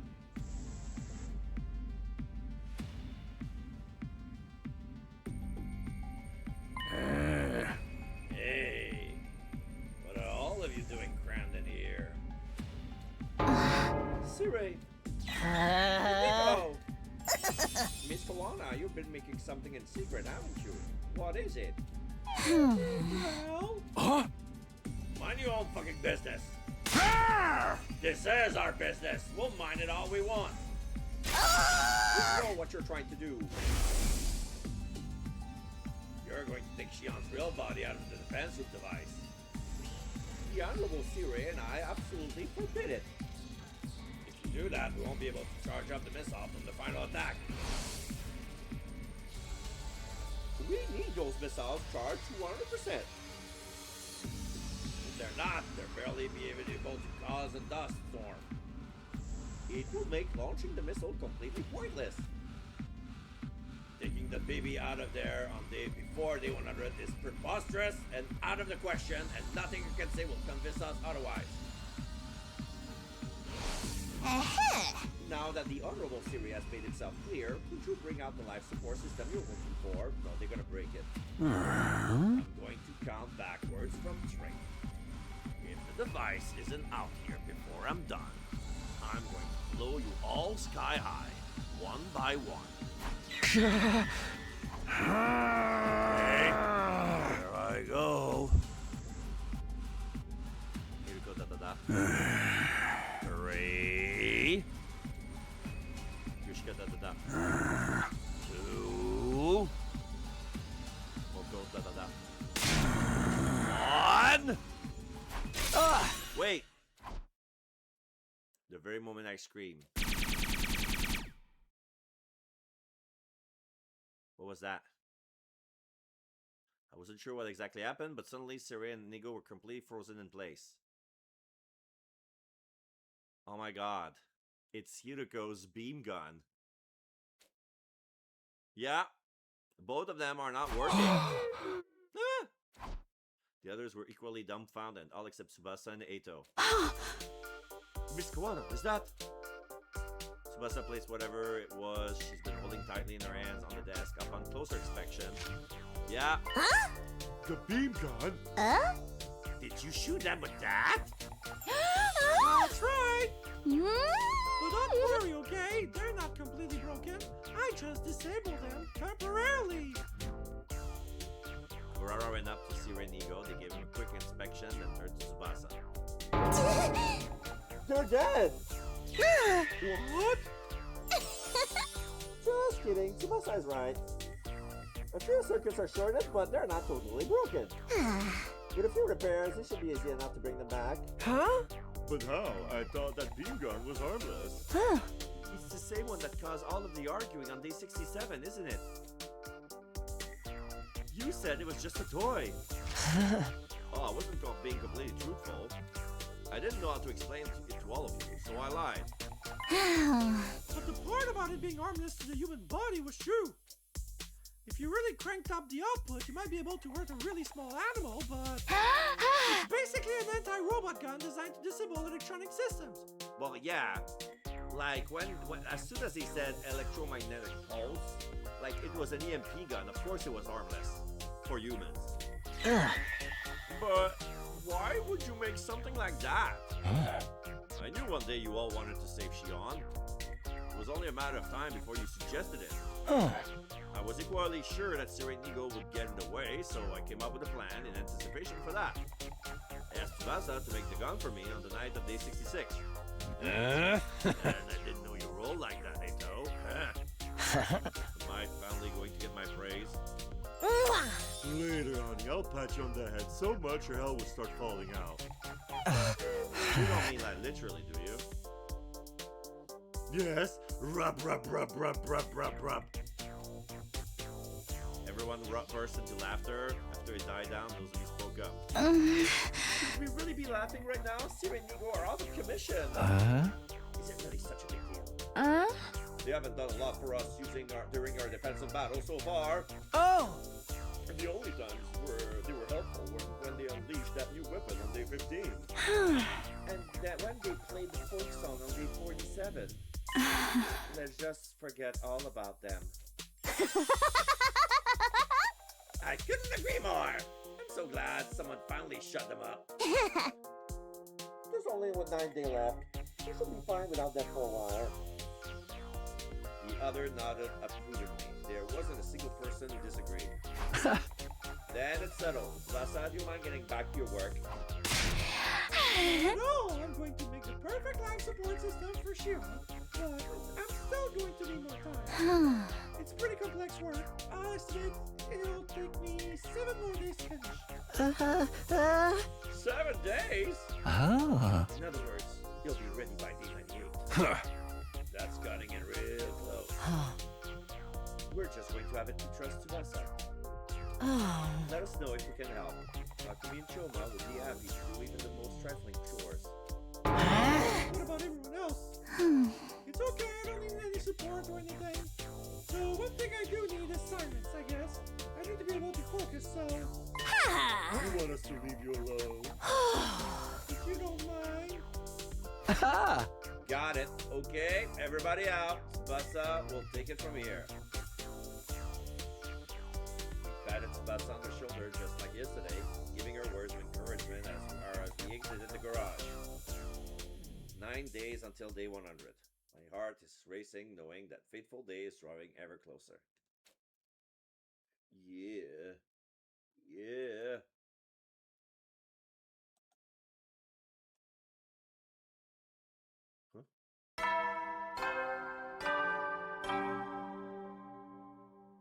Up and at 'em, troops! Time to rise and shine! It's your 92nd day of active service here at Last Defense Academy!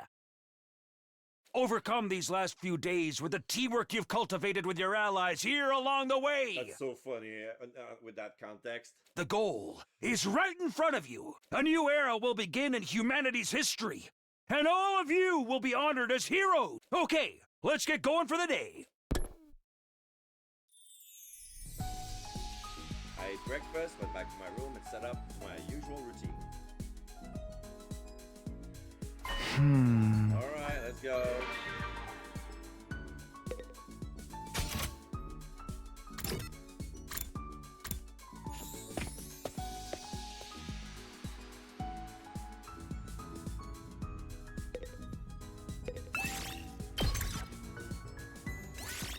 Move out!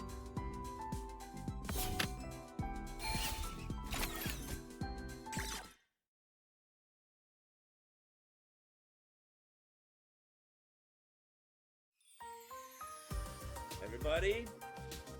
Everybody, I got good news and bad news. Which one should I start with?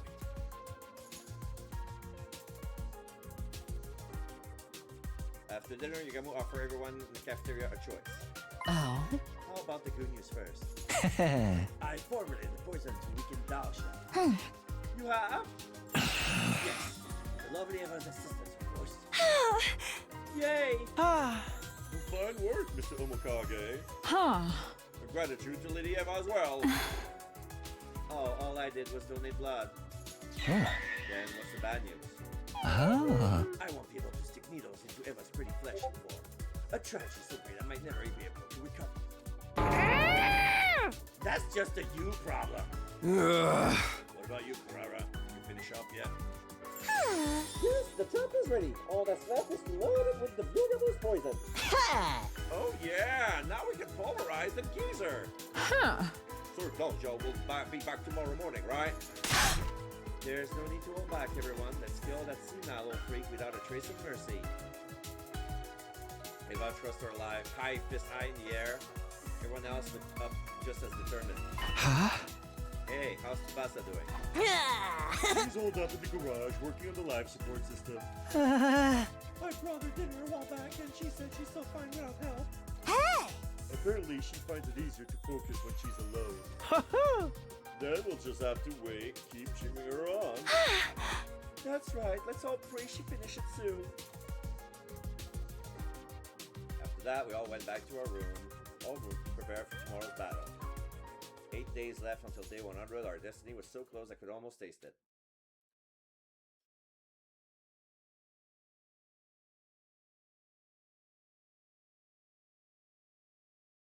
Day 93.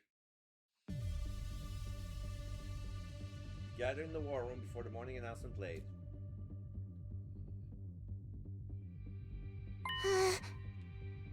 I've loaded the poison gas into a trap. Here it is. I did my best, but I only managed to make one. So we only have one shot at this. That's more than enough. Good work. By the way, this isn't automatically activated by a landmine, so like a landmine. So once it's set somewhere, we'll need to lure Dalsha over to it. If we can manage that, we need to clear the area. Once we're at a safe distance, we can activate it remotely. I'll handle setting up the trap. What? I haven't been able to make myself useful to you guys at all. I want to do something for you, so please let me do this. Nozomi insisted with a determined look in her eyes, so she wasn't going to take no for an answer. Okay, we'll let you set the trap, Nozomi. Thank you! Although her face was stiff with tension, Nozomi still managed to smile. The alarm started to sound immediately after. Intruder alert! Intruder alert! Defense mode initiated.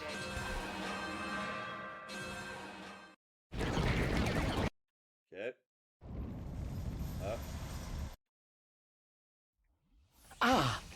Dalsha's not alone this time.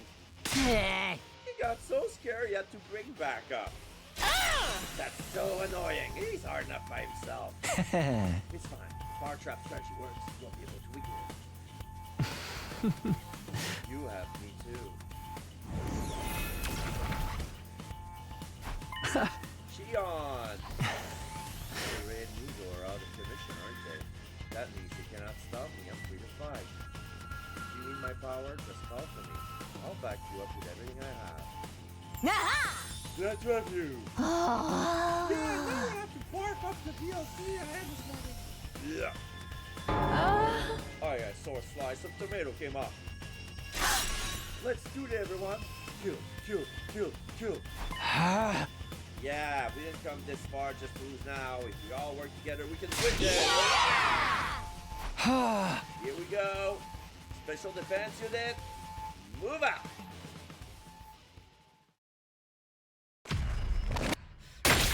Go be Nah,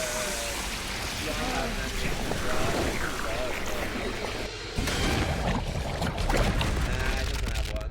That would have been funny.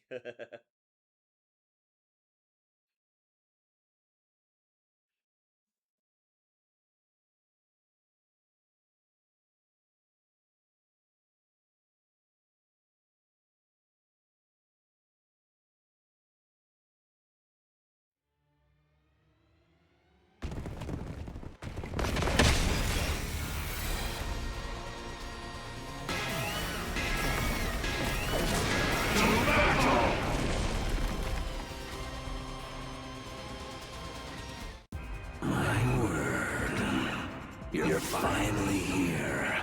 I was tired of waiting. You brought friends this time, huh? I wanted to come alone, but that woman went and sent them with me. That woman?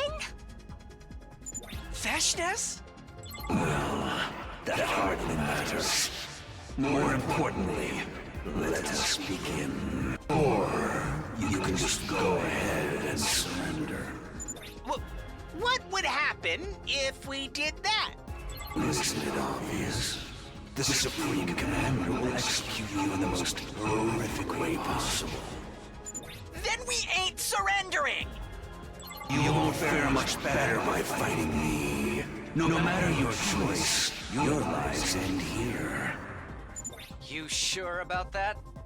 There's only one way to find out. Believe me, I can see how things will end. Ready, everyone? Let's show this guy just how wrong he is about us. Shield of 99.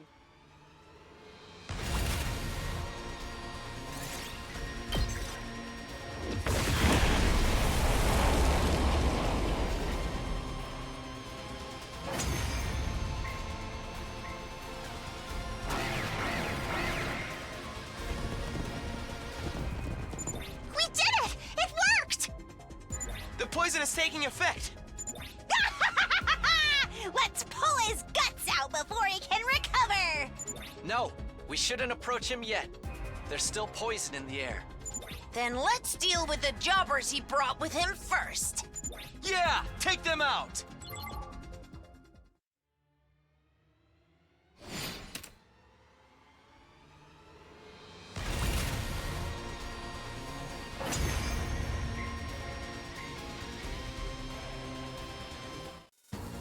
There.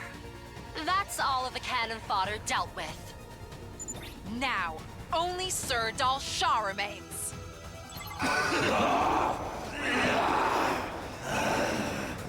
Poison in my throat. My vocal cords can't speak. And nobody wants to listen to your senile shit anyway. The poison's cleared out. Now's our chance. Okay, this ends now. Let's finish him off.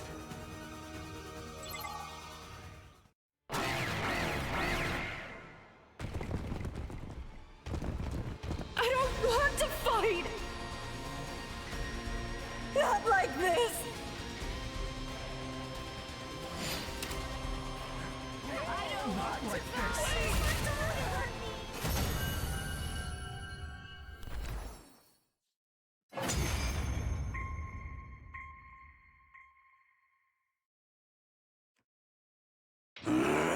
How could I lose? I should have killed you the last time I was here. That reminds me. You said you had something you had to do. What was it? Had to visit his grave. Where from? His grave? I wanted to tell him before I fought you. To tell my son. Your son? You had a kid? Just kill me already. Grant me the proud death of a warrior. Vashnes will not allow that. Yeah, she's Dal Shah, Dal Shah. I've granted you the proud death you so desired. There is no higher honor than being absorbed by me. Vashnes, why did you? His cryptoglobin! Have you forgotten? I told you the last time I was here. I will win this war. Even if I have to violate the teachings to do it. Don't tell me you did this to the other commanders too! Yup. Yes. Pakram, Adamaku, the cowardly Turum Tammy and Nugank who fled. And also Quenzele, who I captured later. All of them offered me their cryptoglobin. But not Genta because she exploded. I don't believe you met the ever-useless Parmeth, but I took their cryptoglobin as well. Yeah, Parmeth, we seen her in the second Fast Defense Academy. Oh no. She didn't see her, but oh, maybe she did. I now have formidable power. It would be trivial to crush you here and now. But now isn't the time. I must prepare. Prepare?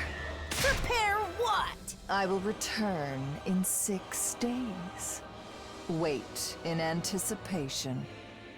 Farewell. Is she gonna Thanos something? With that, Vishnius vanish. I watch her disappear into the distant skies above in stunned silence. 6 days. That's day 99. That's likely to be our final battle. Veshna said she's gotten even more powerful. Could we beat her? Of course we can. With all 16 of us. There's no way we won't win. Hey, aren't you forgetting someone? Shion. You're right. With you, that makes 17 of us. Right! Shion raised his voice with conviction. Everyone else nodded bravely. Anyway, that's another victory for the Special Defense Unit! Time for the thing? Let's do it! Take it away, Mr. Sumino. Got it. Ready? Go! Special Defense Unit! Best in the world! Indestructible and undefeated! Never lose! Never yield! Special Defense Unit, fight on! 17 voices resonate together. The next victory chant will be our last. The thought excited me, but at the same time, some feelings of apprehension lingered inside of me.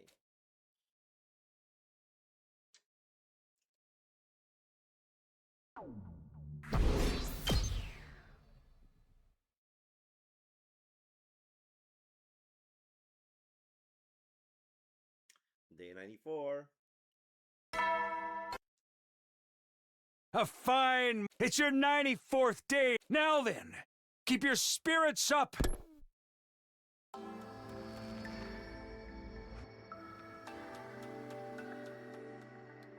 Hey, Tsubasa! Is the life support system ready yet?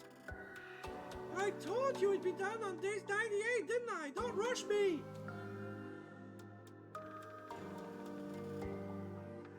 Once we cleaned up our dishes after breakfast, we hung around the cafeteria and talked about what was coming. Sorry to open my prolapse hole of a mouth, but I've been wondering something. Even if we manage to put baby Shion into the jar on day 98, won't we still have to fight Vishnius on day 99? If we take the baby out of the defense room device, the energy supply to the missile will be cut off. Since the final attack won't launch, the mission will be humanity's loss. Suggesting that the Hag won't bother finding it that way if that happens. Oh? Unfortunately, that's not the case. She's most certainly coming here to take the baby herself. We could hardly just hold up poor white fly. Dalsha said we'd be executed if we surrendered. In essence, there's no way for us to avoid fighting Veshnius on day 99. For a moment, everyone looked uneasy, but the twins were undeterred. It's fine, like Takumi said yesterday, we're sure to win. That's right, we don't have anything to worry about. Once we reach Veshnius, the escape pod will be deployed on day 100. Then we're all boarded and head to the artificial satellite. That's how we get the happiest of all happy endings. Yo! Let me guess. On day 100, they're gonna realize that the escape pod will be eroded as well. They didn't put QB liquid on it. Everyone's faces turned cheerful again. I was relieved to see it. But just to be sure, the escape pod thing is really for sure definitely going to deploy, right? It's hard to trust something that basically just hearsay from Saray. Then why don't we go find out? Kiriko and I know where the escape pod is kept. We saw it in another timeline. Kiriko and I let everyone in the hangar, and then we got there. However, we couldn't believe what we were seeing. Oh no. Oh my god, I knew it! freaking knew it!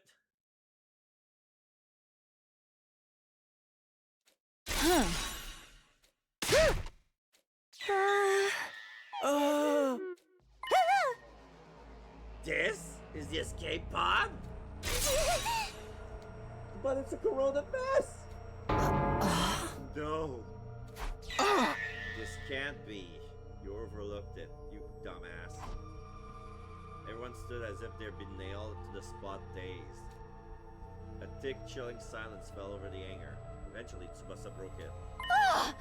It's the particle bacteria! The thing that messed up the school bus? From the state of the pod, that has to be it. But we sprayed QB liquid all over the school on the way back on day 42! There must have been some bacteria that survived. Maybe it was already in the vents by the time we started spraying. And then it found its way here? I think so. In this state, even if the pod is functional, it's not going to be able to break through the atmosphere. Do we have any QB liquid left? Even if we only have a drop, we could use a replicator to make more. That's right, let's hose this thing down and kill all the bacteria. I guess we could do that, but look at how bad this damage is. It's not the kind of thing we can repair with duct tape and polyfiller. How many days do you need to fix it, Tsubasa? 50? 50 days. Tsubasa bit her lips, then she answered with a deep sigh. Going as fast as I could, maybe 50 days. 50? Utter despair showed on everyone's faces. Nobody could find anything to say. We just stood aghast as gloom filled the air.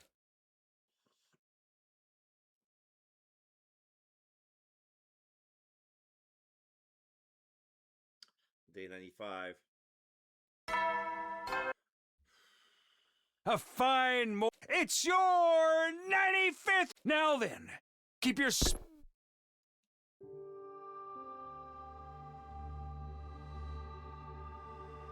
After the morning announcement, I headed for the cafeteria. I had the feeling I wouldn't have much of an appetite, but I wanted to see everyone. They were all there. They were all there already when I arrived. Well, not all of them. One person was missing. Is Tsubasa in the garage? Yeah, she's still working on the life support system. Ain't shit we can do about the escape pod now. She said she wanted to prioritize the life support system instead. It seemed like everyone had regained some composure overnight. There was still a gloominess on their brave faces, but at least we were capable of holding a conversation again. You think the life support system will be ready in time? It better be. Now then, we can't get the baby out of the defense room. If that happens, the missile will be fully charged, and the final attack will launch on day 100. And with the escape pod in such a dire state, we'd be unable to leave the planet. Without that life support system, the rest of us are screwed too. If it isn't finished, we'll all be killed. Huh? I won't let that happen. Jan, there's a way to save all of you, even if the system isn't finished on time. Don't say it! You'll have to kill me by taking my real body out of the machine into the defense room. What are you saying? We couldn't. We couldn't! How could we possibly? That's not happening! I shouted at Xian, down Xian's suggestion, and glared at him. Everyone else backed me up. I appreciate the sentiment, but I'd rather you didn't worry about me. We only have a short time together, but I have so much fun with all of you.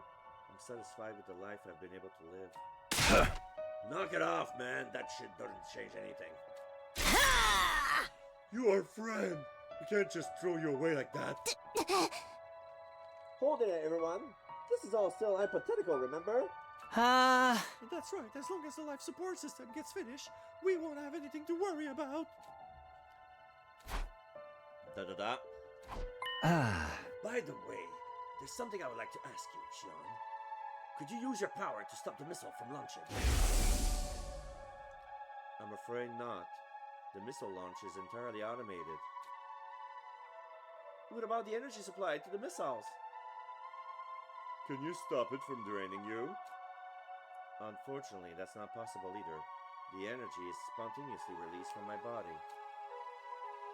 Even if we could cut all the pipes in the defense room or destroy the missiles, the outcome would be the same. Doing it might stop the final attack, but the baby inside the device would be consumed by his own flames. Ugh. See? It's just like I said. We're screwed if Tsubasa doesn't finish the life support system. Indeed, it's the only way for us to remove Shion from the machine. At any rate, we're just going to have to let Tsubasa work her magic. This is so frustrating. I really want to help her, but she insists she'd better be off working alone. She should at least let me rub her boobs. I mean her back. You're the reason she's so guarded right now. Suddenly, Shion spoke up, his expression rather uncomfortable. I'm sorry. What are you apologizing for? Well, you're going through all this for my sake, so I'm sorry. Cut it out, Shion. If you apologize one more time, you'll face the wrath of my galactic bazooka. What? Huh? It's not like we're being forced to help you against our will. We love you. That's the only reason we're doing this. So you don't have to apologize. We're saving you from our own sakes, Sir Shion. Thank you, everybody. Tears welled in Shion's eyes. He wiped his face to hide them. Nah, the boy made of fires crying. That's not it. I just got smoke in my eyes. Everyone smiled at Shion. It seems like he wasn't used to getting that much attention. Well, I'm going to get going. See you all soon. He disappeared in a flustered huff, leaving behind a few droplets on the ground where he'd been standing. I left everyone and went back to my room. Only have a little longer with them here at the school. The idea made me a little sad. I need to treasure the time I have with them. So I went off on my usual round.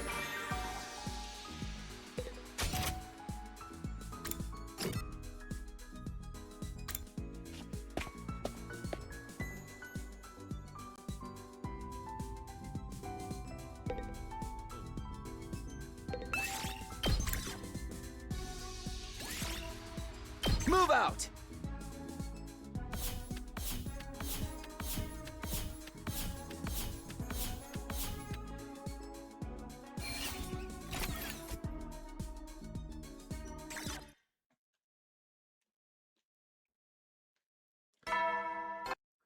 Okay. Well then. 5 days left till day 100. But what if our plan doesn't work? What would we do then? I avoided thinking about it during the day, but maybe the darkness was to blame for the disturbing shadows creeping through my mind. If you can't finish the life support system in time, all of us will. Quickly shook my head, driving away those pessimistic thoughts. Hey! It's fine. Things will work out. They have to, and they will. I repeated that like a mantra, and I crawled out into bed. The night felt unusually long. By the time I finally fell asleep, the haze of twilight was already drifting across the inside of my room.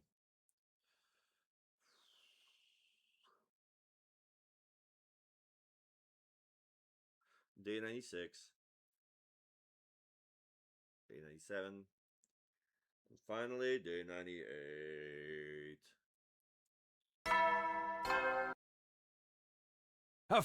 It's your 98th day! Now then, keep your spirit.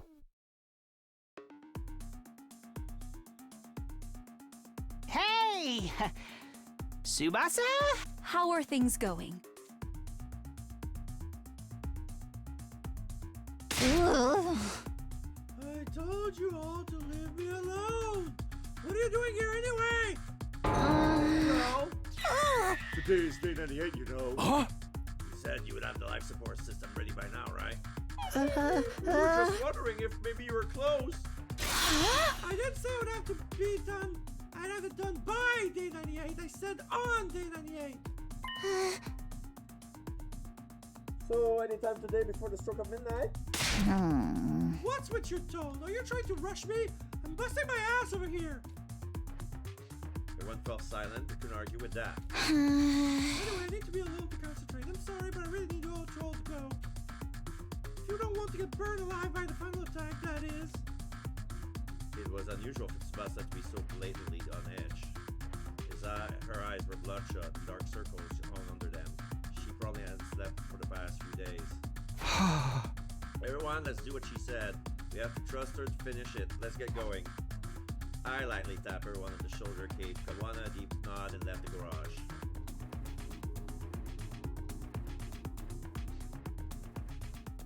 We hadn't eaten any breakfast yet, so we stop at the cafeteria. But I wasn't in the mood to eat. Everyone else seems to feel the same. They stood around without heading to the counter to make any food. Hey, what time does the final attack start on day 100 anyway? It should be around 10 o'clock in the morning. Huh? But we've got another 50 hours to go then. Will the life support system be ready in time? Tsubasa said it would be done before the day was over, so we just have to believe in her. Heavy tension filled the air, but suddenly Darumi cut right through it. Oh, I have an idea! Everyone looked at Darumi in confusion. Takumi, Mistress Hiroko, you said there's a set time when you can parallel leap, right? Huh? Yeah, we did. When's the next window? Today, from 9:20 to 11:50 p.m. Perfect timing! Then my plan might actually work. What plan is this? We should all jump to a different timeline. You can find one with Intax escape pod and use that to go to the satellite. Pretty smart, right? Everybody's face lit up, their eyes sparking with hope, but... No, we can't do that. Why not? We won't be able to bring the baby with us without the life support system. We'd be leaving Shion to die. There are other reasons not to as well. I heard something from Shion yesterday. Boarding is restricted on the escape pod. Only Special Defense Unit member registered with the pod can board. If an unregistered outsider gets in, the pod won't launch. So I won't be allowed on board. Well, do not worry about me. It's not just you. Even if we brought the baby and the life support device on board, he isn't registered. So we can't take him either. Oh, for the love of murder. We also have to consider the Special Defense Unit in whatever timeline we leap to. Some of them may have lost their lives, but at least a few should have survived. Instilling their future if we use their pod. It amounts to killing another timeline's version of ourselves. We couldn't do that, could we? The glimmer vanished from everyone's eyes. No one had a counter-argument. We have to stay in this timeline and grapple with the destiny given to us. Yeah, that's right. We need to do that when we can do what we can here. What do you mean? Tomorrow is our final battle with Veshness. We need to be in good mental and physical condition for that. Not just for ourselves, but also for Tsubasa, who's working herself to the bone all by herself. You're right. Even if she finishes the life support system, everyone goes to shit if we lose. Enough worrying. If we let our minds get weak, our bodies will follow. Everybody, let's hold firm. We'll trust in Tsubasa and keep waiting. Suddenly, the unease vanished from everyone's faces. There was a new glint in their eyes this time, one of hope. To me, it looked like the flashes of passion burning in anticipation of tomorrow's battle.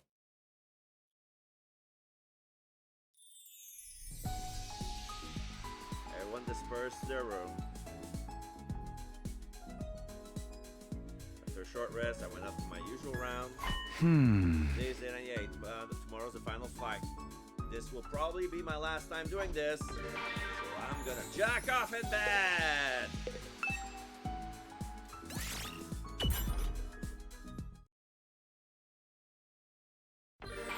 It's the afternoon.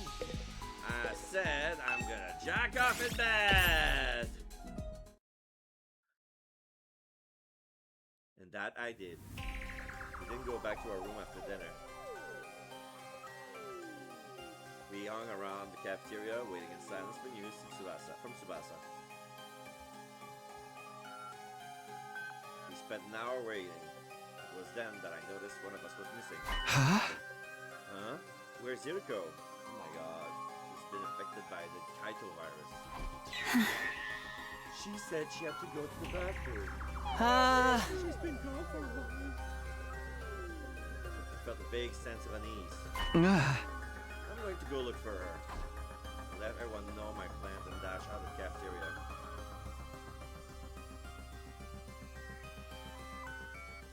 "8:35 p.m. Seeing the time reminded me of something.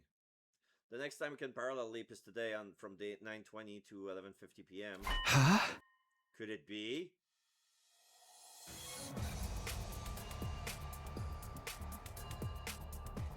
I sprinted down the hallway into the entrance hall. Beside the door, there was only one fire extinguisher. Yeah, she's out.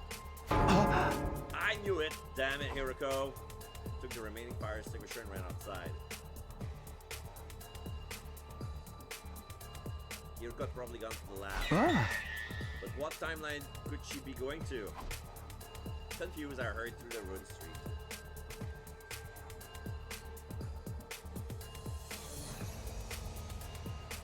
I ran inside and looked around, no sign of anyone. There were white particles flickering throughout the room. She just vanished. Too late! I checked the machine log, immediately I knew where Hiriko had gone.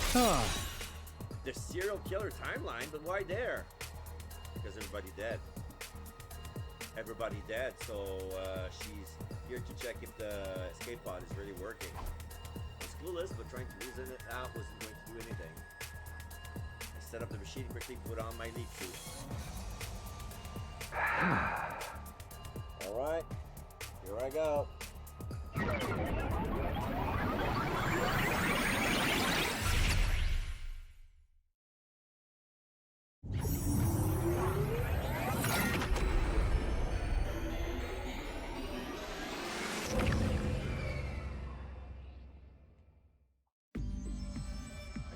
My leap and ran outside the lab. Still no sign of it. If she was going to go anywhere, it would have to be to school. I murmured to myself and took off running again.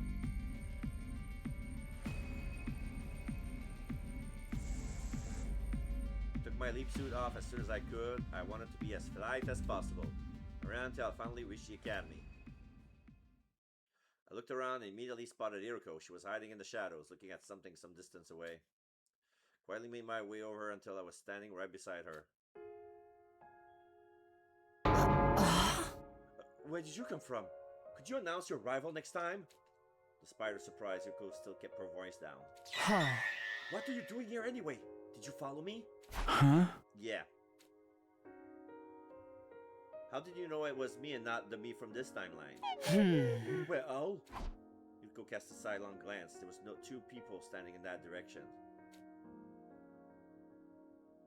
It was the Hiriko and the me from this timeline, Takumi 2 and Hiriko 2. I see. That's Takumi 2 over there. Takumi 2 was sitting quietly on a bench, as still as a wax statue. Hiriko 2 stood before him, looking down on him with an affectionate gaze. Just then, a hoarse voice passed through Takumi 2's lips. Hey, Hiriko, please stand by my side just for a moment. Hiriko 2 didn't answer. She drew closer in silence, gently holding his head in her hands. And then... yeah, she hugged him. Yeah, I remember that scene. Just watching it made my body burn with a fever. I remember everything. Her warmth, her pulse, and the sound of her breath. It was as if I could hear it right next to me. And of course, the scent of lavender, the sweet, enchanting smell that tickled my nose. It's okay. Everything will be all right. My chest tightened at the sound of her soft voice. I was shaken, my mind utterly blank. That's right, I remember. Back then, I couldn't hold back the emotion surging inside of me, so I said, Hiriko, I...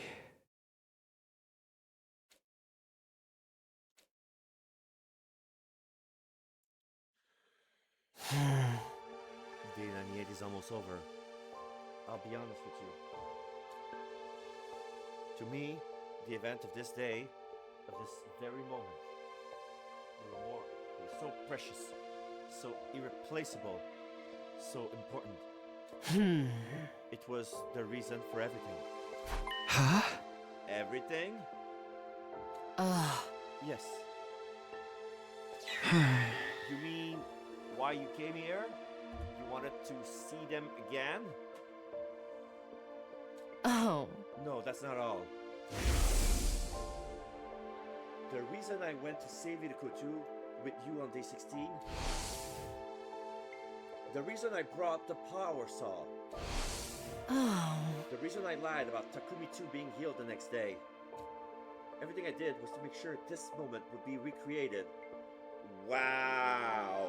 In other words, I laid down all the tracks needed to create the line that leads to this moment. Because I wanted to protect this timeline. I didn't want this moment to disappear. The Takumi over there is Takumi 2. The one with the Gi data in his brain. He's still infected. That's why he killed so many of his friends in this timeline. If I'd prioritized fixing him in the early stages, I could have built a line that avoided that tragedy. Oh my god, she's so dumb. Yeah, it would avoid that, it would erase that moment, but just create another one. What would prevent you from creating another event like this? Be creative, man. But I didn't. I knew what he was doing, and I turned a blind eye, because I wanted to hear him say it. I wanted to hear you say it. That's why I did all this. That's the only reason. Ugh. Do you despise me for it? You must think I'm a horrible person. No, those words aren't enough to describe what I've done. You killed everyone because of the Gi stole your ability to reason. But the same can't be said for me. I made the conscious choice to allow all of this pain and suffering to take place. In that sense, my sin is far more grave. I know I can never be forgiven. That might be why I'm trapped in this endless loop. This is my punishment. I'm trapped in a prison I can never escape for all eternity. To pay for the horrible things I've done. I couldn't find my words. It was as if I'd been robbed of the ability to speak. On one hand, Hiriko was right. Her crime was unforgivable. But for whatever reason, I couldn't bring myself to blame her. An undescribable, winningly complex heat wavered inside my mind. It was anger, hatred, and sadness. But it was also a heart-wrenching affection. Takumi 2 and Hiriko 2 huddled together in the darkness. One who had committed so many sins, and one who was about to commit even more. Two people bound in the chains of cursed fate. But Hiriko had done everything just to see this very moment. He quietly watched and waited until the two of them parted. In the silence, shaky breath filled the air. Hiriko's sobs spilled from her lips, as she could no longer hold them back.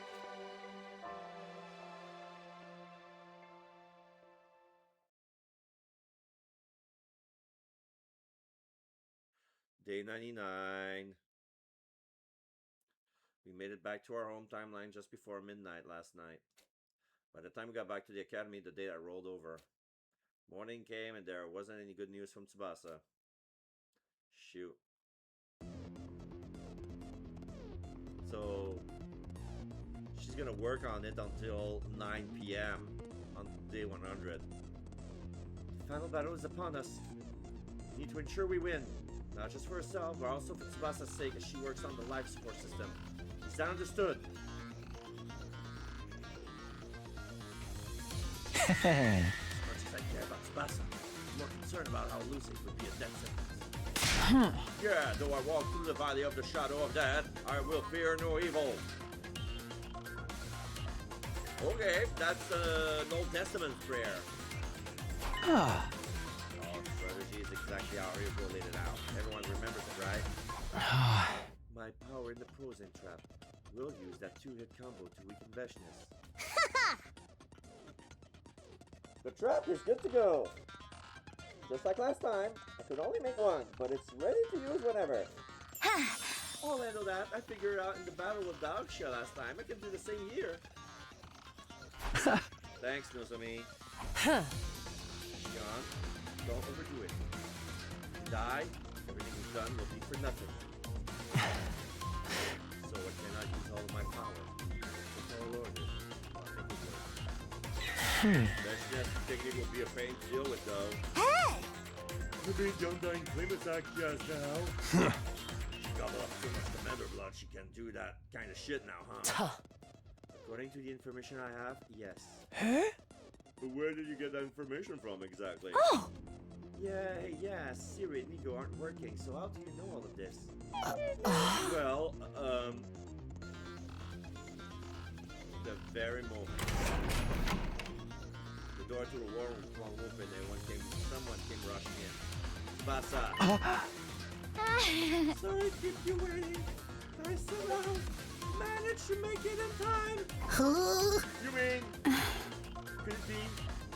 He nodded it was something out from behind her.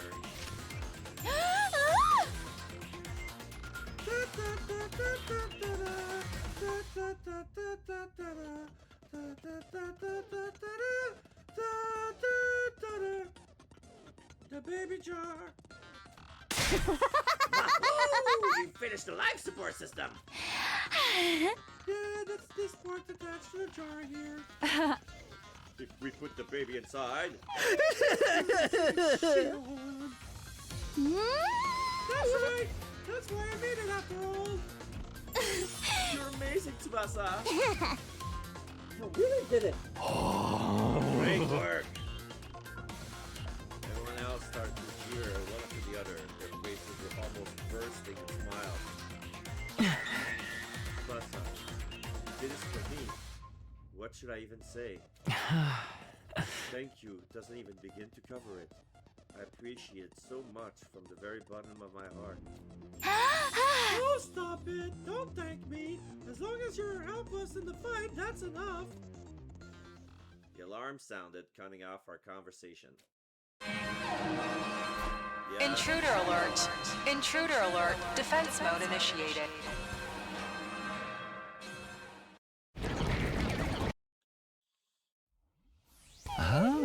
For the love of murder. Looks like we got nothing to make it. Not going to make it to the defense room even if the jar with the jar in. Oh.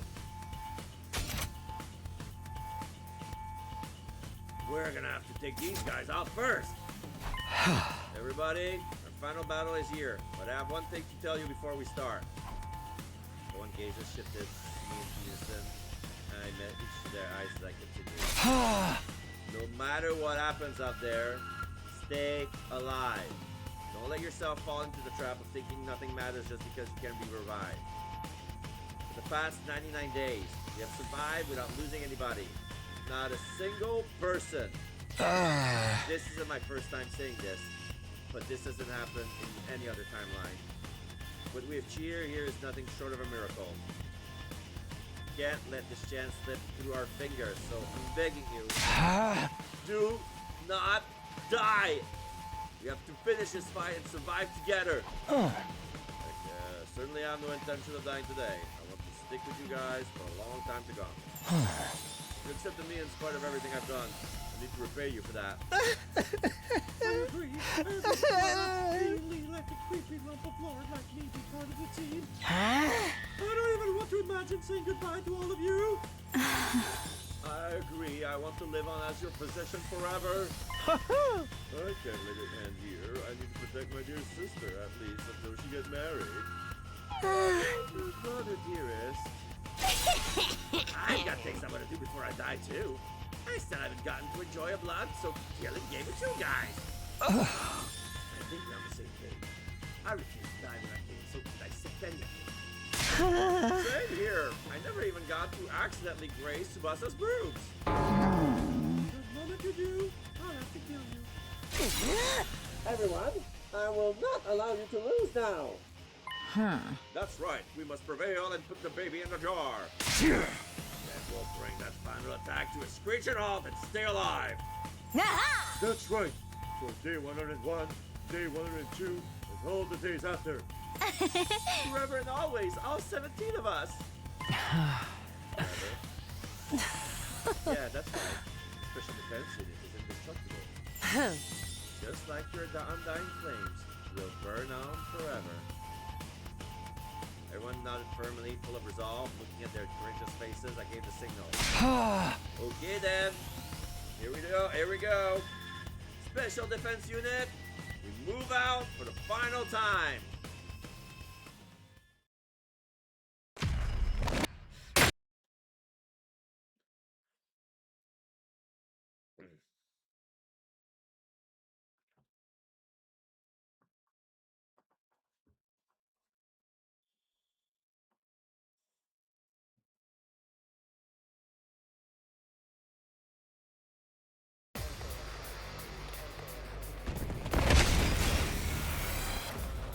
Not like this! I don't want to fight! I know you warned us, but... There's so many of them! Just what you'd expect to see in a final battle. And according to Hiroko, Veshness won't be showing up right away. Yes, as you can see, it's only her minions now. We'll need to deal with them first.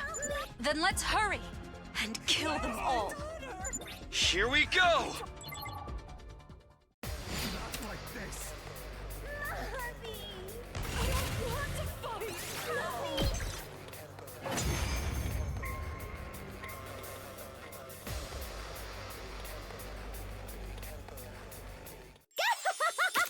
It's like shooting fish in a barrel! That's the cannon fodder dealt with. Which means it won't be long. She's already here. Get ready.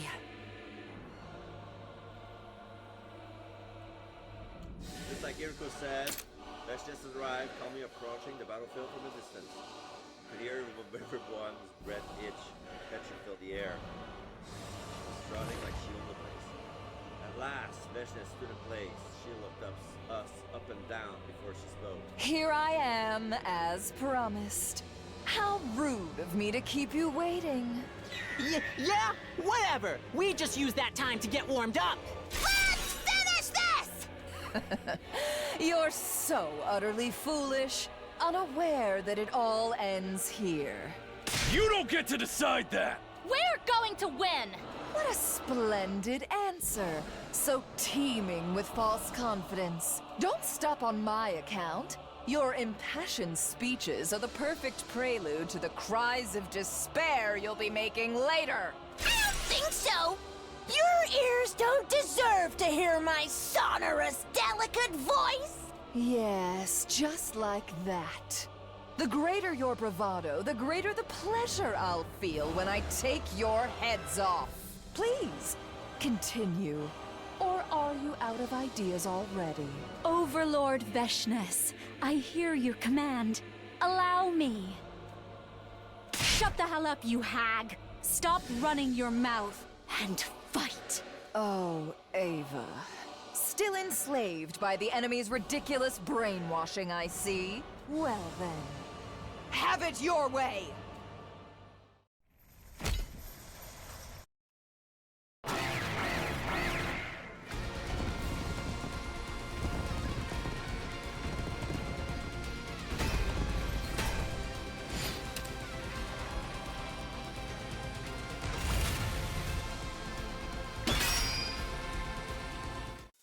Everyone, careful! She's going to use that attack! That attack? You mean...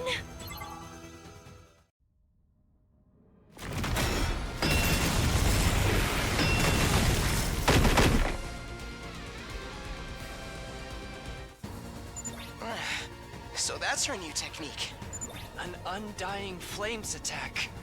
Damn it! I knew it was coming, but I couldn't get out of the way. Huh? What are you talking about now? You knew about my newly mastered skill? That's not all. We know all about your plan, too. My plan? Would you like me to tell you so you can fact-check it? If that's what you want, I'll tell you everything we know.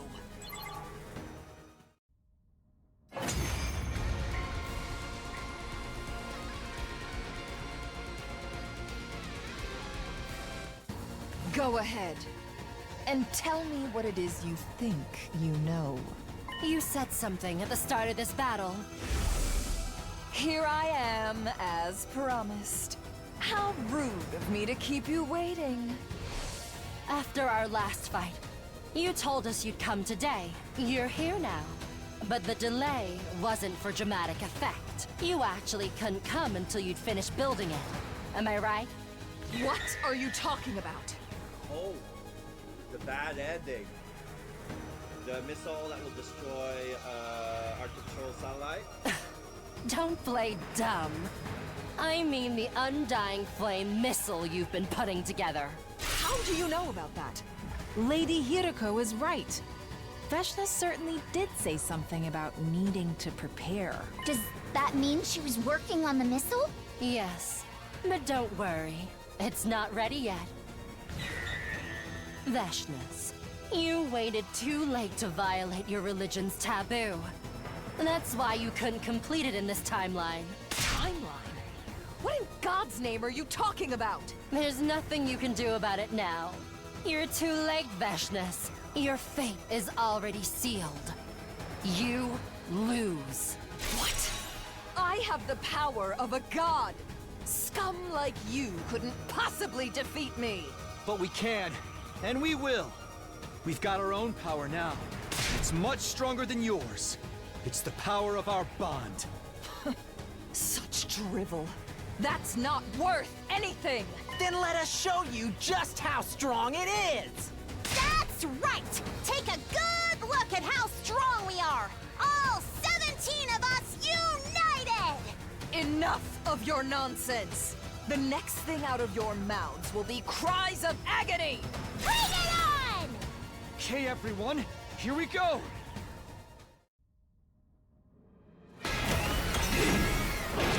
Bow down!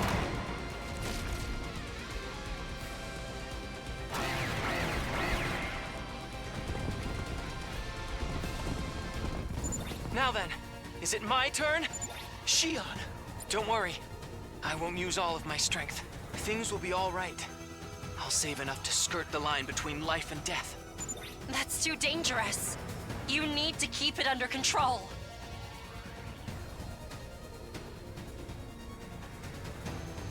I'm telling you it's fine. I would never betray your trust like that. I'll fight for you. And I'll survive for you. I want you all to smile when this is over. Thank you, Shion. Don't thank me until we've won. Now then, let's do this!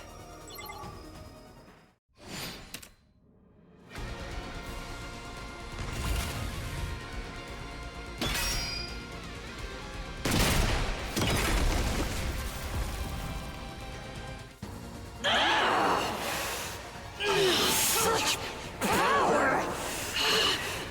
I can't move!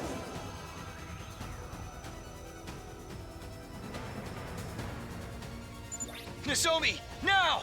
Do it! Right!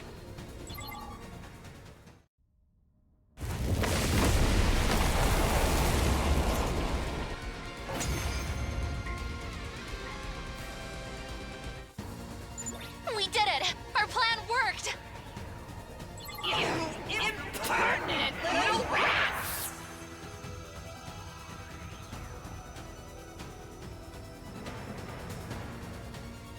The poison is taking effect!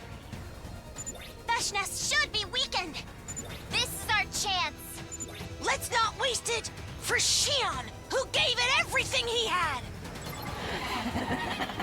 Such utter nonsense! I still have plenty of power left! More than enough to crush you! She's bluffing. Don't back down now. You really think we would? I feel more ready to fight than ever! My adrenaline is firing on all cylinders! Everybody, this is it! The last push! Give it everything you've got and take her down! Right! We have to win this! For all of us! For all our friends! We cannot give up on our future! We have nothing to fear. We can't lose. Because we are... Special Defense Unit! Best in the world! Indestructible and undefeated! Never lose, never yield! Special Defense Unit, fight on!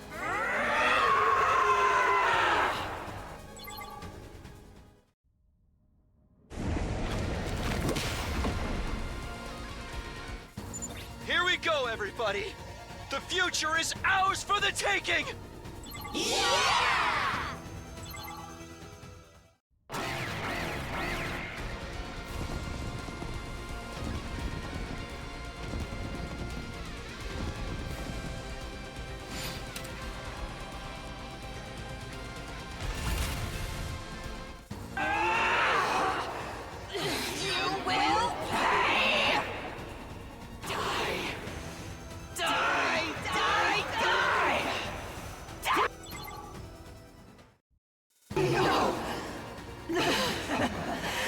Species as ugly as yours? This can't be!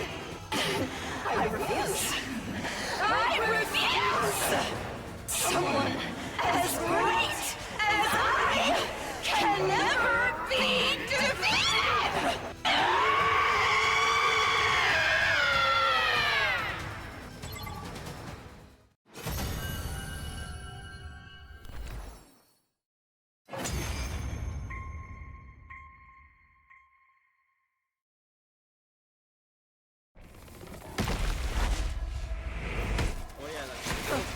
This where she's gonna explode. Wicked invaders!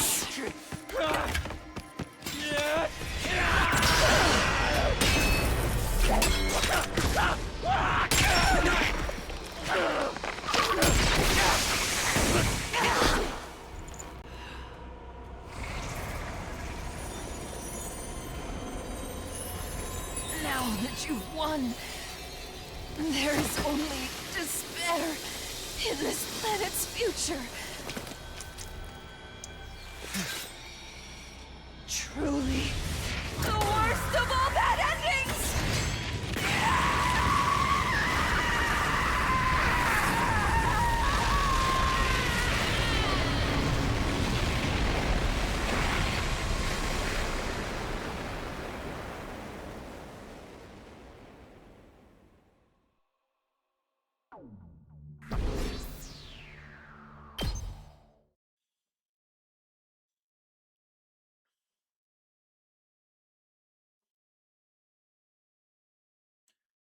Our victory signaled the end of all of the fighting, but we didn't have time to bask in the afterglow.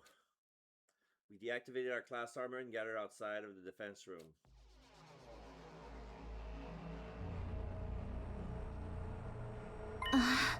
Look, the wall of fire is gone.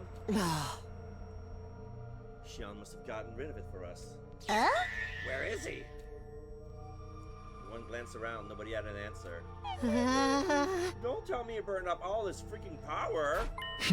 No, that's not possible. He said we'd survive for us. Huh? He's probably just exhausted. Yeah, maybe he used too much power to keep making that avatar of his. Let's hurry. We need to get his physical body out of here. Oh! Tsubasa, do you have the jar? You brought it, right? Of course I did. Huh? You really think I would forget something that important? Then let's go.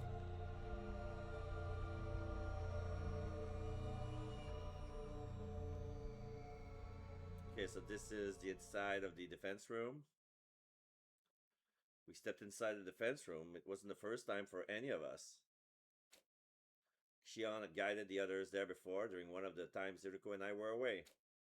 So instead of looking surprised, everyone had an awkward sense of tension in their faces. My heart is racing. Indeed, I haven't felt my pulse drum this hard since my first night with the Holy Jumanji sword. I wasn't sure what that meant, but I didn't care. I ignored her. I slowly approached the device, housing Shion's physical body. I stood before it and tried to breathe evenly. I could practically hear everyone's heartbeat around me. Huh? It's finally time. That's right. This is the moment that will seal our fate. How do we take him out? Back to me. You have your infuser. Yeah? Then if you don't mind. Got it. I took out my infuser and raised it. Seeing this, Vasa quickly opened the jar. Okay, I'm ready. Alright, here goes.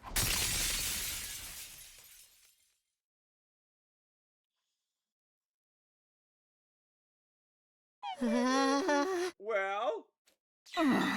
Did it work? Yeah, everything's fine, don't worry. The life support system is operating normally. The baby is okay. Everyone inhaled deeply. Now that all that tension had been let out, we started to celebrate. Alright, we did it. Hell yeah. Just as planned. Yo-ho-ho. Now Shion doesn't have to die. And that's not all. Stop the energy supplies to the missile too. The final attack won't launch tomorrow. In other words, all of us, we're safe. Yeah. Yeah. Long live the Special Defense Unit. You guys are the best. I love you all. Our cheers echoed so loudly the rafters were practically shaking. The others leapt up, then down, and danced for joy, swinging their heads around. Overjoyed, I watched them, my hands to my chest, as I let out a sigh of relief. Phew! Not long after, Shion showed up. But something was wrong. He was staring down, biting his lips. What's the matter? I'm sorry. What are you apologizing for? Our plan worked. We're going to survive. And you are too. I know. That's why I'm apologizing. What do you mean? Da-da-da. Come on, Shion, answer us. Everyone stared at Shion. We waited with bated breath for him to speak. Finally, softly and with an anguished look on his face, he did. I already finished charging them. What? The missiles are already full. What are you saying? It's only day 99. It's not possible for them to be charged that soon. That's right. That's just how it's always been in all the timelines Hiroko and I know about. Da-da-da. Perhaps Shion's feelings were so intense. Too intense. His passion, his feelings, and affection for us, maybe they burned a little too brightly. Nigo didn't mention something like that before. The more positive the emotion Shion feels, the greater the supply of energy. Shion closed his eyes and nodded. Cold silence fell over the room. So, if they're all full of energy, the final attack, it's gonna launch after all. Wait. Why don't we work together and destroy all the missiles? We can't do that. Why not? If we do, we'll set up the intercept system. It's a stronger foe than Veshnes ever was. Even with all our might, we could never hope to beat it. Shion, is that true? Unfortunately, yes. There's no doubt about it. I couldn't control it even with my power. Fight the intercept system. You'll all most certainly be killed. So then, the final attack? That's right. It will launch tomorrow at 10 in the morning. No!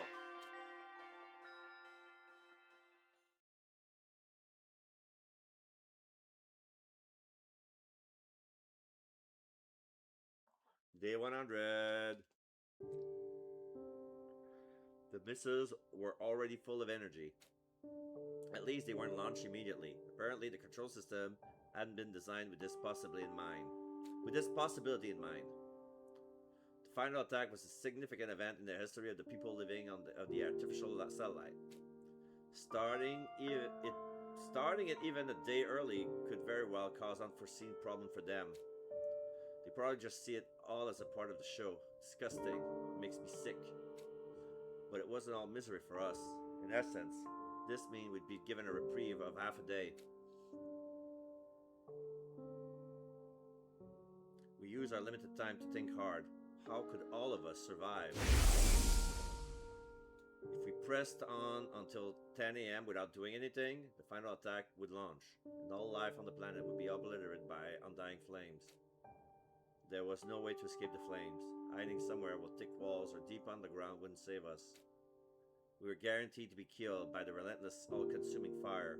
We couldn't destroy the missiles in the defense room either. There was no way we could beat the intercept system. And of course, there was the issue of the escape pod. It was completely corroded by the particle bacteria, so we wouldn't be able to use it to escape. So what do? Is there a way to save us all? Just then, Tsubasa spoke, her face pale with terror. We made it so far too. That's so cruel. There's nothing we can do. No one said a word after that. Silence hung in the air, gloom permeating every inch of the room.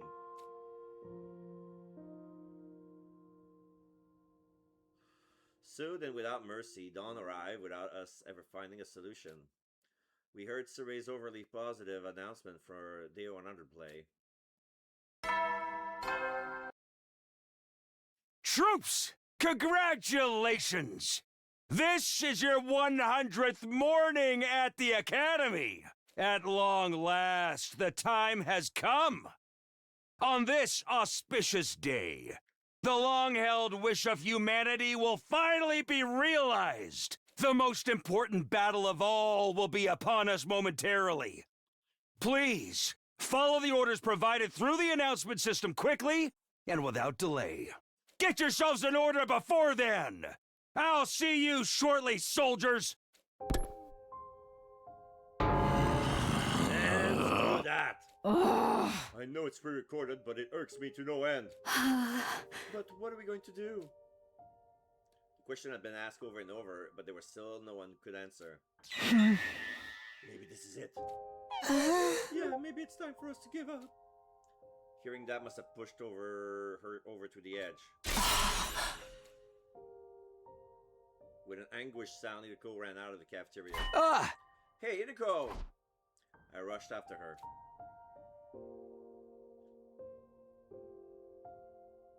I caught up with Hideko in our usual spot behind the school. She ground to her halt, turned around and shrieked in frustration. Why? Why does it have to end like this? We did everything right. All 17 of us survived. Why is it still not enough? Hideko's eyes were brimming with tears. They slid down her cheeks one after another. I knew it. We're cursed. Trapped in this cursed cycle. We'll never escape this loop. Hey! No! What? You can't give up. It's not like you, Hideko. You can break free of the loop. I'm going to take you out of here with me one way or another. I promise you that, remember? I swore this would be our last timeline. That's the loop would end here. Today is day 100 and we're all alive. All we have to do now is build our own future. A future where we can all be happy. Where I can be happy with you, Hideko. Takumi. The tears that vanished from Hiko's eyes, perhaps in the face of my overwhelming insistence. Yes, you're right. I want to believe that too. But you have to look at reality. We're hemmed in on all sizes. There's nowhere we can go. It's like someone put a lock on every door that surrounds us. Something sparked in my mind when I heard that word. Wait, did you say lock? You did, right? You said lock. I did, but what does that have to do with anything? I quickly pulled out the device and checked the blood space wave schedule. We can leave today between 5:50 and 9:50 a.m. It's 7:30 a.m. right now. The window is already open. Wait, what are you suggesting we go? The Invader Hunt timeline. The one with the killing game? That's right. That timeline is locked. Oh, locked. What you said just now reminded me of what you told me before.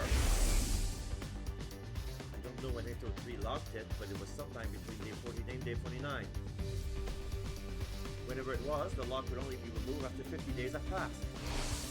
Even if he locked down day 49, 50 days later would be day 99, right? The machine will be unlocked now. We can jump to the Hunt timeline. Some of the conditions we need to meet are already present in that timeline, so it's okay, you don't have to explain. Let's go and tell the others. Right.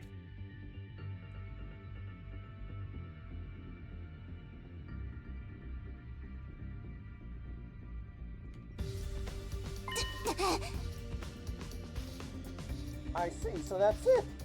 Huh? Basically, we all need to jump to this Hunt timeline you're talking about. I'm gonna go recharge myself. Be right back.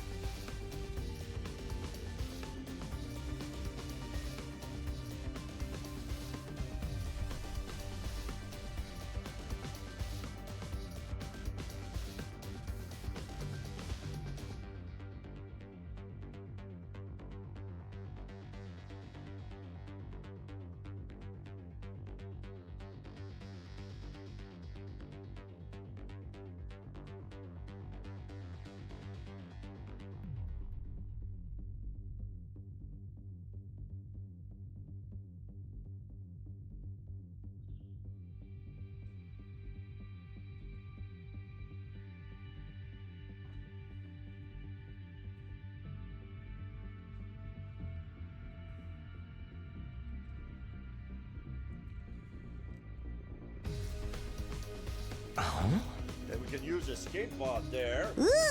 That's exactly what I suggested 2 days ago. Right, and Mr. Squiddo was all like, we can't steal the escape pod from another timeline. We'll be killing ourselves. Or am I remembering wrong? So why is this suddenly okay now? I'm sorry to say it, but everybody in that timeline is already... Oh no! Are they already dead? Yes.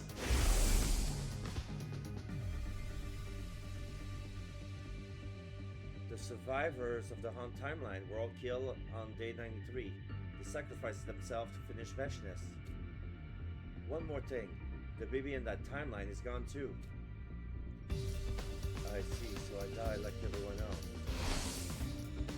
The others grew stiff at a loss for words. There was a plaintive look on all their faces.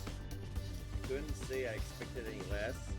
Could keep calm after hearing what we all died in another timeline. Well, I guess there was one person. What's the point worrying about it? You can't bring back the dead.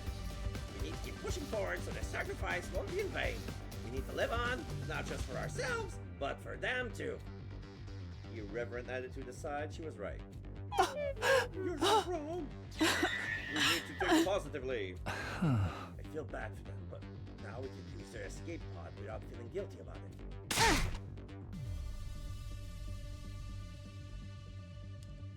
Let's pay our respect to them by using their pod. Everyone bit back their disdain and nodded. Wait a moment.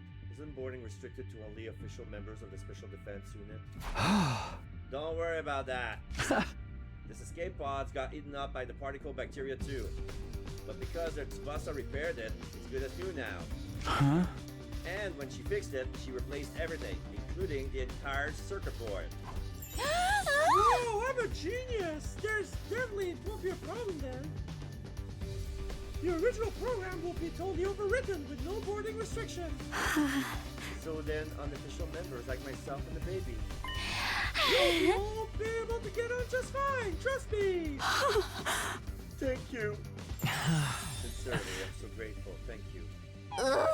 Hey, don't thank me. It was a different timeline Tsubasa who did it. Anyway, that about sums it up. That's why we're going to the Hunt timeline. Everybody there is dead and the pod's boarding restriction has been disabled. It's our best, maybe our only shot. The details are too much for me, but all I know is everything's gonna be okay. If we go to the Hunt timeline, we'll all be safe. Oh yeah!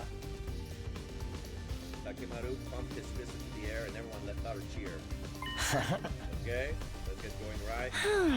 Oh, okay. Oh! What about Siri and Nigo? Let's take them with us. They're a part of the team too.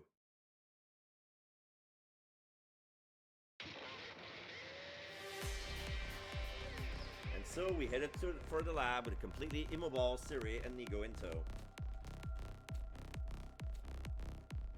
Xion had vanished. Keeping his avatar materialized meant consuming energy, so he returned to being the baby now kept inside a jar. Hey, can we get going already? We're wasting time hanging around here. Dormi ran off ahead. The rest of us follow after her.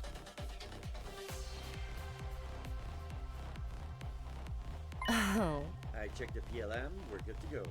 The device on the other side is unlocked. Aha! Just like I thought. Now we can leap to the hunt timeline. But by the way, Hiroko, you said the baby in that timeline passed away, right? Oh. Yes. Huh. He died on the same day as everyone else.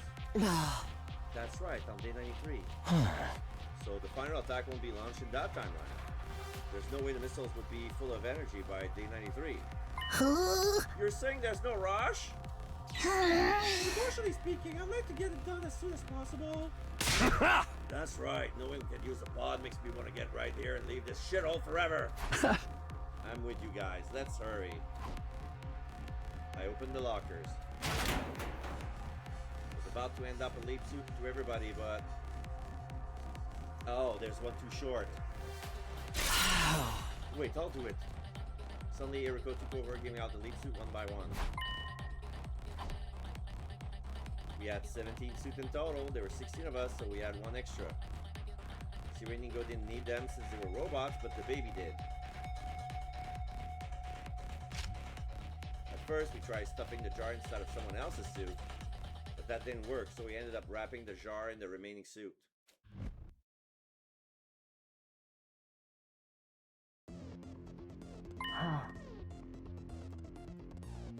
Everyone got their suit on? Yeah, and it's feels like a pro. The machine was configured. The blood space wave were already surging. We could jump right away. We all jumped into the platform. Tsubasa was holding the suit with a baby jar inside of it. This was probably going to be our final parallel leap. Slam down on the red button and jump into the crowd. And then one last time. Okay, here goes.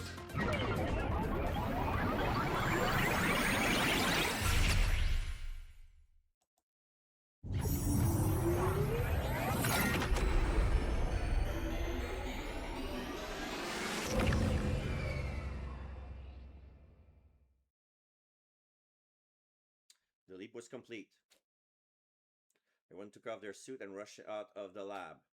Left on our own, Hiroko and I changed back into our regular clothes, but just then... I was gripped by intense deja vu. I've seen this somewhere before. In another timeline? No, that wasn't it. It had been on day 86. Just like after we visited the timeline where the academy was blown up, Hiroko was hunched over. Hey, are you okay? She didn't answer. She was breathing hard, one hand pressed to the wall, her shoulders heaving. In another hand, she held a leap suit, the one she'd been wearing. I ran to her side and looked at the suit. There was a hole! The suit had a tiny hole in the back. Oh my god. She knew there was... Oh, okay.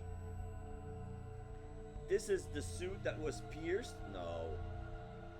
She wanted to make sure that she had the suit with the hole, so she would get leap damage. You knew about this hole, didn't you? That's why you gave out the suits. I had to. If somebody had to wear it, then... But this isn't the first time. You did it on day 86, too. That's right. That was just a coincidence. I just happened to pick it. I must have terrible luck. The hole in Hiriko's suit meant she was definitely suffering from leap damage. If you parallel leap 2, maybe 3 more times with exposed skin, your body will eject all of its cryptoglobin. That means no more revivals. You'll die, and you'll stay dead. Why would you do something so stupid? It's fine. This is fine. I've done horrible things after all. I don't think this will absolve me, but this is the least I can do. Despair. Just want atone. despair. Oh. Now, let's get going. Everyone's waiting for us.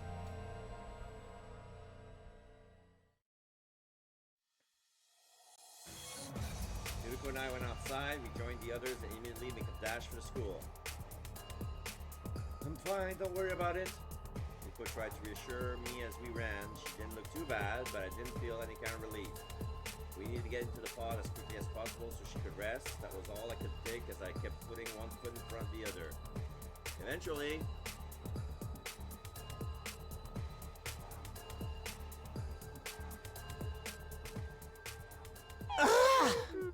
We made it.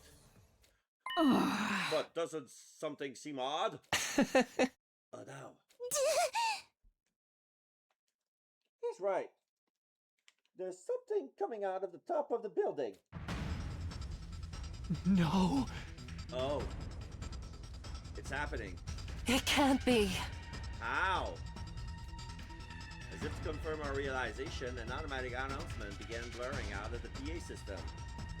An omnidirectional attack will launch momentarily. Special Defense Unit members, please evacuate to the schoolyard immediately. But why? This isn't what you told us, Takumi! The baby was supposed to be gone, so the attack wouldn't launch! Just then, Shion appeared.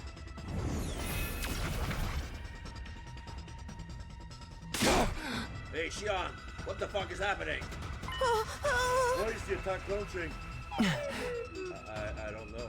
I can't imagine how it could have built up that much energy. We have to hurry and get to the escape pod. But where even is it? Everyone looked around, but the pod was nowhere to be found. It's 9:30 a.m. right now. The attack is scheduled to start at 10 a.m. The pod won't come out in the schoolyard until just before the attack. The next moment, I had a flashback. I remember what the Tsubasa from this timeline had told me. If we replace the control system circuit board, we'll be able to manually deploy the pod from the war room. I told everyone what I remembered. They didn't need any further explanation. The moment our eyes met, we all started to sprint for the war room.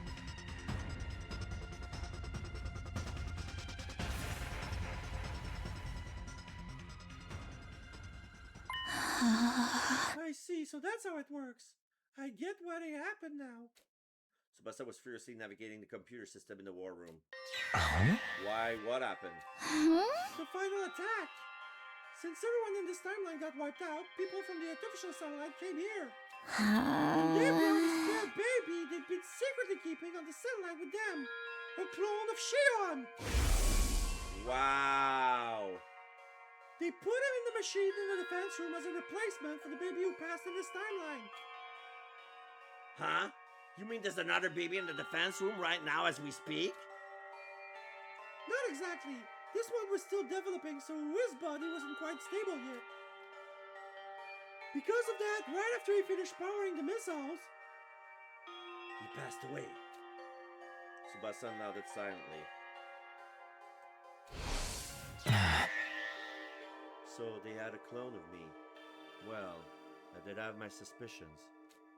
Looks like the people on the satellite didn't think they had anything to worry about, even if I were to die. They had a spare, so it was acceptable to them. Losing me was hardly even a setback. Everyone stared at Shion with a tense emotion in their eyes. It was a mix of sadness, sorrow, and a burning anger directed to everyone on the satellite. Shion? I don't know what to say. They probably thought the same about us. Indeed. To the people on the satellite, our lives are worth less than dirt. Damn it! I really wish I could give one of those guys a kick in the nuts. Screw that. I want to beat them all to a bloody pulp. I don't blame you, but there's something we have to do first. We need to survive and actually get to the artificial satellite. Tsubasa! My cute Tsubasa got moving. She rushed over to the control panel at the back of the room and slammed her palm against a large button. When she did that, the schoolyard appeared on the monitor. An omnidirectional attack will launch in 390 seconds. Special Defense Unit members, please board the escape pod at the schoolyard immediately. An omnidirectional attack will launch momentarily. Please depart immediately after boarding the escape pod. Repeat. An omnidirectional attack will launch momentarily.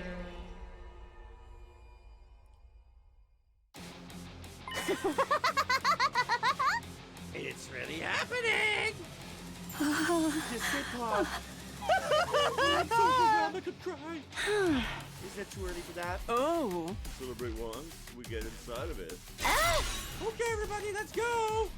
The pod will automatically launch 100 seconds before the attack starts. The version of me in this timeline must have reprogrammed it. Are you for real? You mean we have less time now? We've come this far, we can't afford to miss it now. Oh. Then stop yapping and start running. Everyone nodded and took off, all of us running at faster than speeding bullets. Use the jumping platforms!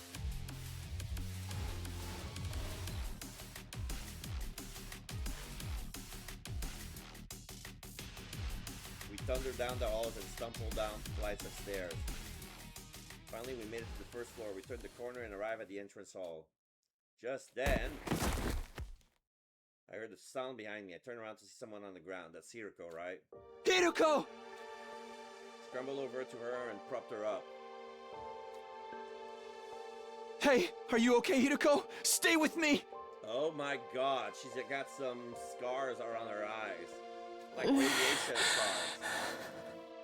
An omnidirectional attack will launch in 300 seconds. Special Defense Unit members, evacuate to the schoolyard immediately. So she's gonna die? Takumi, go on ahead. Absolutely not. I'm not going without you. Then, what do you propose to do?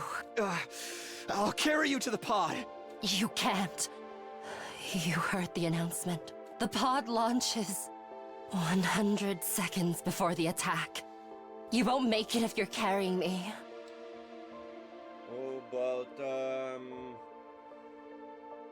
Takimaru can make it if he carries you on his bike. I knew it. That dream, it was a sign. I told you, didn't I? I had a dream where I was the only one who couldn't break free of the loop. And I told you that it was just a dream. It's not going to happen. We need all of the Special Defense Unit. If we don't, I won't get out of the loop either. No. You will. I saw it. In my dream. You were there. I couldn't keep arguing with her. Precious time was ticking away and every second counted. We have to hurry. I had to get Hiroko to the escape pod. But the moment I tensed up my arm to lift her, she swatted me away, refusing my help. Enough. Let me go. I think it's fate that I die here. I finally understand why I can't be saved. Yes, it wouldn't be right. Not after what I've done. There's no way we'd be allowed to survive. After killing everyone on this planet. Her voice frail and faint, Hiroko looked over at the bottom of her stairs. I followed her gaze. Straight into the hidden door that connected to the secret basement. Hiroko, you can't. I can. The basement's close.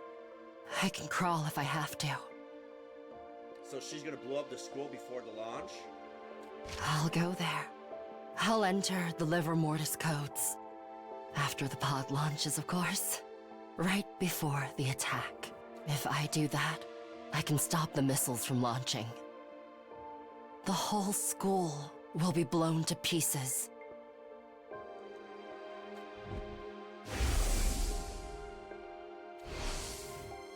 I told you. I wore the suit with the hole in it so I could atone for my sins. This is also a part of my redemption. Your interpretation of it, but okay. I let everyone die in the serial killer timeline. I need to pay for what I've done, even as I stay here, imprisoned in this jail cell of an infinite loop, for all eternity. Takumi, thank you for everything. You were a slow-witted dullard of a servant, but also the best partner I could have asked for. This is my final order to you, servant. He's gonna pull up a Sam. Go, Takumi. You can still make it. Live! I cannot carry it for you, Mr. Frodo, but I can carry you! My head was spinning. He went without saying that I couldn't possibly leave Yuriko behind, which left me with two options. Oh, another choice. I could forcibly haul her to the pod, or go to the basement and pull up the skull with her. We were unlikely to make it if I choose the first option. Even by some miracle, we made it in time, all life on this planet would be destroyed. Interesting, but dull at the same time. The second option would save them, but Hiriko and I would be killed instead.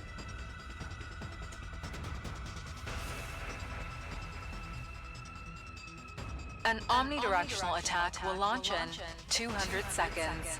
Special Defense Unit members, evacuate. What was I supposed to do? I didn't have a second to spare. I just have to go with my gut and make my decision.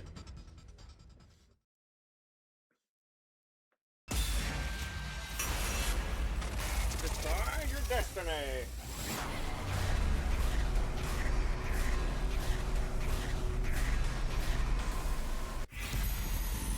Where will you run? Escape pod or basement? Let's do the basement. It's gonna be one quick ending.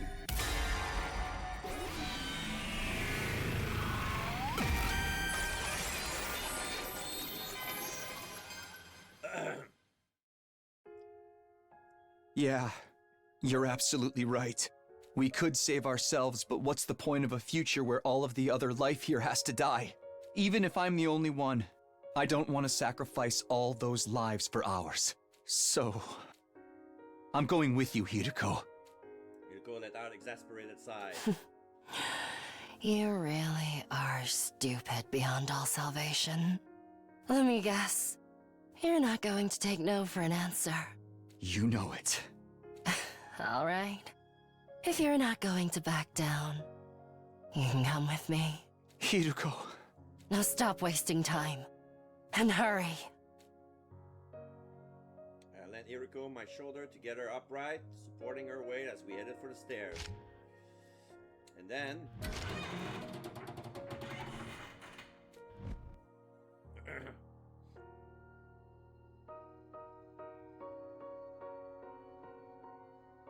we reached the basement. I rushed over to the terminal, quickly entering 8 of the liver mortis codes. Only one was left, Hiriko's. Of course, always gonna finish with Hiriko. The moment I enter 4 in her slot, the school would be blown to oblivion. An omnidirectional attack will launch in 130 seconds. Okay, don't do it too soon. The pod launches 1 second before the attack, so there's only 30 seconds left. Hiriko pulls something out of her pocket. It was the Calico Cat figure I'd given her all the way back on day 10. Oh. I wanted one of these for so long. I told you in that timeline. Did you remember? Huh? Not when I gave it to you, but now, yes, I remember it vividly. A soft final figure. I collect them. Ones of cats, ideally. I'd like a calico. We're going to be doing this all over again. I wonder how Loop 147 will work out. Will you still remember? About the calico? Not just that, I mean everything that just happened this time.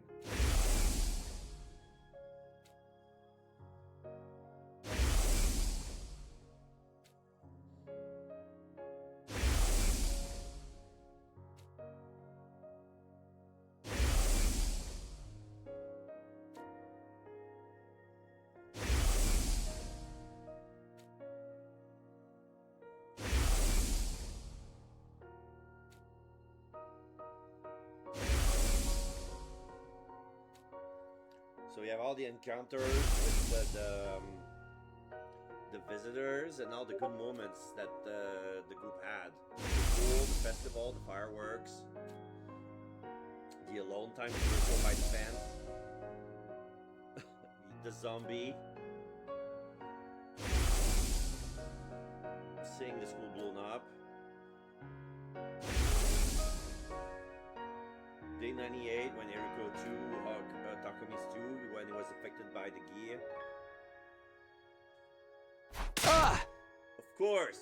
How could I possibly forget? All memories gonna be deleted. Oh. Is that a promise? I promise! An omnidirectional attack will launch in 100 seconds. This is it. It's lunchtime for the pod. The others should be taking off now. I nodded quietly, placing my finger over the 4 on the terminal.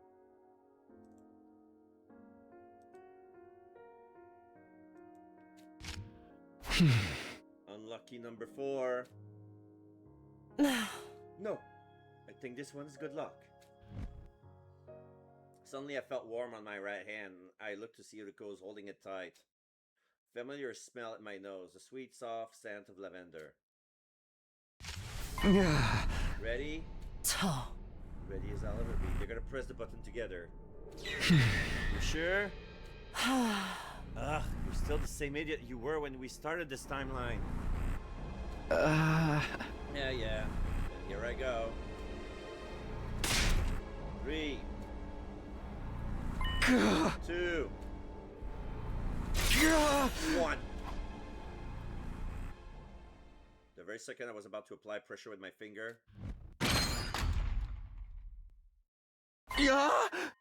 What? How? Don't worry, the body's on the surface. What? Tsubasa whipped up a program that lets us launch it manually. She's up there waiting right now. So just hurry up and go. But who's going to enter the final 4? I'll handle that. I'll press it right before the final attack is launched. I can teleport in this form and my real body is inside the pod anyway. But I can't move anymore. It's okay. We'll take turns carrying you. If we do that, we can still make it a time. We're wasting precious time having this conversation. I look straight into Yuriko's eyes. Yuriko, you have to trust us. I told you before, right? If you keep believing in something for long enough, you can make it happen. You can absolutely overcome any obstacle in your way. Takumi, everyone. Hey! Here we go. It's time to take back what's ours. Our future, our hope, the artificial satellites up there in the sky, we'll reach out and grab it with our own hands. Shion, you take it from here. Got it.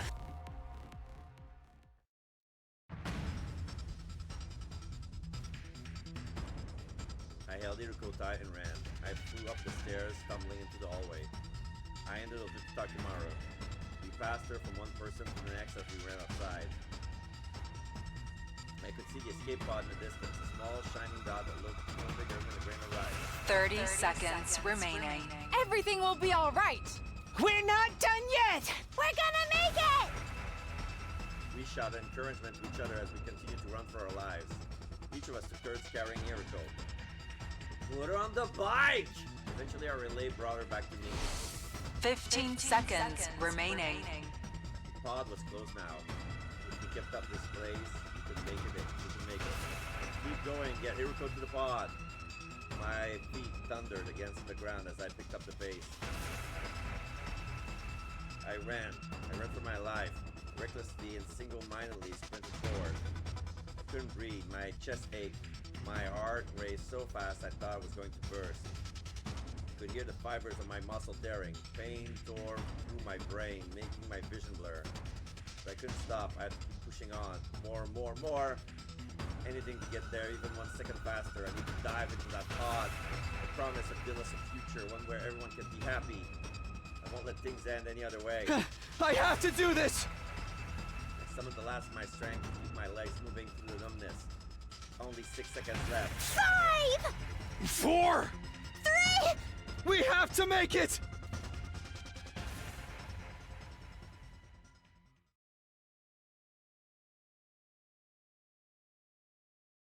There's not gonna be enough time. Like, even if Shion pressed the button after the attack launch so that the explosion would get the missiles before they reach their target, the escape pod is not gonna be out of range. Like, the escape pod is still gonna be affected by the blast.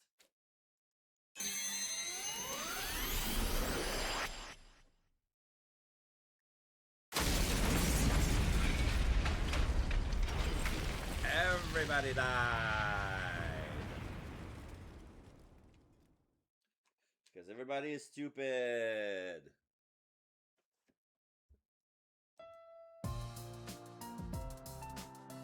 Bullshit. Everyone was inside the pod. For some reason, they decided to fix Sirei and Nigo inside the pod. Nozomi, Gaku, Darumi, Shoma, Kyoshika, Moko, Yuramu, Takamaru, Kurara, Tsubasa, and the twins. Then there was Eito, Eva, and Shion. I had his baby body in my arms. Sirei and Nigo were there too. The repairs were complete and their functions had now been restored. And of course, there was Hiriko too. She was beside me, watching with delight as everyone celebrated. How are you feeling? What does it look like? I feel incredible. Look at us. We're all here. We even saved everyone on the planet too.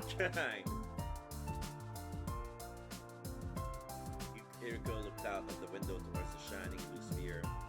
The beautiful planet hung in the darkness, its continued existence an absolute miracle. That's all thanks to you, Hiriko. It's all because you wanted to save them. Know your place, servant. It's 100 years too early for you to be doling out compliments to your master. I was a little happy to hear her retort. I meant Hiriko was her same old self. Besides, it's not all thanks to me. This achievement belongs to Shion, and the others as well. And, although I hate to say it, it's yours too. I truly appreciate what you've done, Takumi. My face burned red hot. Anything I could have said got caught in my throat. Trying to hide the effect Hiriko's words had on me, I turned to look at everyone else. They were smiling, crying, and hooting like animals as they let their emotion flood out. We did it! Yay! Woohoo! Ah, it all worked out. Now we can be together forever. Is it really okay if I stick around with you? Are you crazy? We wouldn't have it any other way. You're our friend forever, Shion. We all care for you. Yuck, I want to. Thank you so much. Aw, yeah! You are the best buds I ever had! I love you guys! Oh, I'm sorry.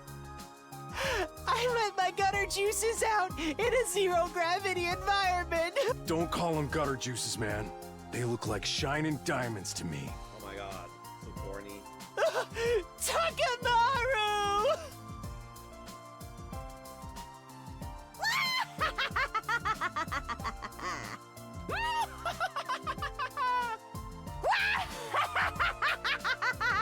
Alright, the two maniacs are laughing.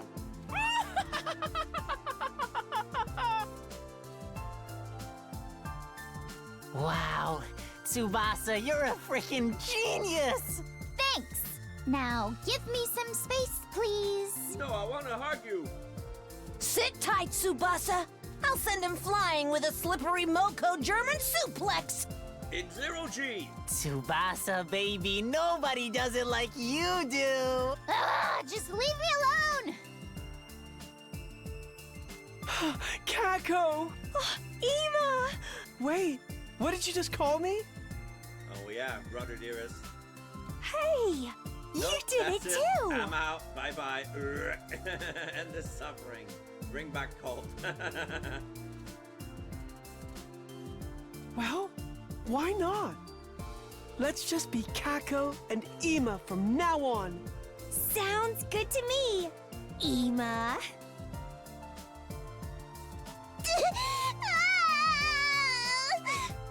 There, my good girl. Don't you cry. No crying, only celebrating. Come on, Lady Kurara. You should really have something to drink yourself. Kyoshika, she's already drunk. I don't know how. Ah! I'm so peeved with all of you! Totally cheesed off! Steamed! Absolutely pissed! Who gave Kyoshika the carbonated drinks? Why do you pick this route? I thought it was gonna be short. I didn't know it would end up like this. There was a twist.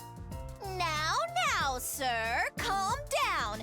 It may be true that our plan to raise the planet failed, but we did defeat the enemy's supreme commander, Veshness. That's not the issue here! I'm getting all emotional seeing how happy everyone is! And I hate that! Sir! Kiriko gazed at everyone with stars in their eyes. After some time staring, she whispered to herself, just loud enough for me to hear. Everybody's alive. That's right.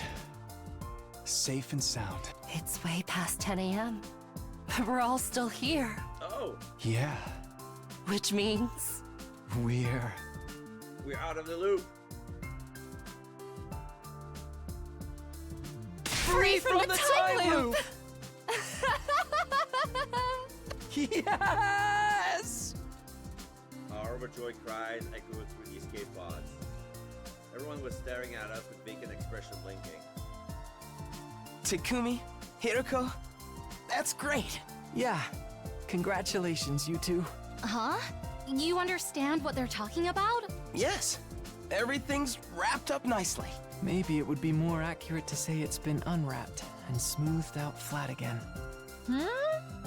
I ain't sure what you mean by that, but In short, Everything's been resolved. And it's happily ever after! We finally made it! Let's do the thing! Oh boy. Yes! Time to choke each other! Or play jump rope with intestines? For 9.5 hours, you thought it'd be short? When have we ever done any of that weird crap? Takumi, that's your cue. Take it away, Takumi! got it. Ready? Go! Special Defense Unit! Best in the cosmos! Indestructible and undefeated! Never lose, never yield! Special Defense Unit, fight on! The pod continued to drift through the emptiness of space toward the artificial satellite in the dark distance. We weren't sure what would happen to us when we arrived. After all, we've disobeyed the will of humanity. Maybe harsh punishment awaited us, or maybe now that we've served our purpose, the people in charge want to have a skill. But somehow I felt that things would be alright. No matter what kind of difficulties we encounter, no matter what trials lie in our future, if all 17 of us come together, we'll find a way through them. On day 100, day 102, and all days after, so long as all of us are together, we can keep on finding our way.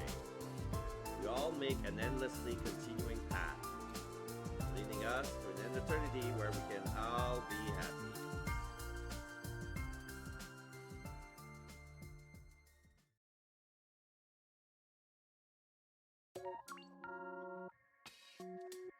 But yeah, I mean, when it comes to leaving to the escape pod or the basement, I thought I was about to blow each other in the basement and that would be over with. But now there's a twist, and they managed to find, you know, a backup substitution plan, and then that dragged on. I thought that the escape pod was the real ending, but I was wrong. So that's why I want the comedy explosion ending. Give me the explosion ending. Which one? The one when they throw Siri, or the one that Takumi says, "Oh no, it was all a dream." There was also the, you know, was it all a dream? I can tell the truth, and the truth is, psych! I'm not telling you shit. Die mad, losers. That was my favorite. I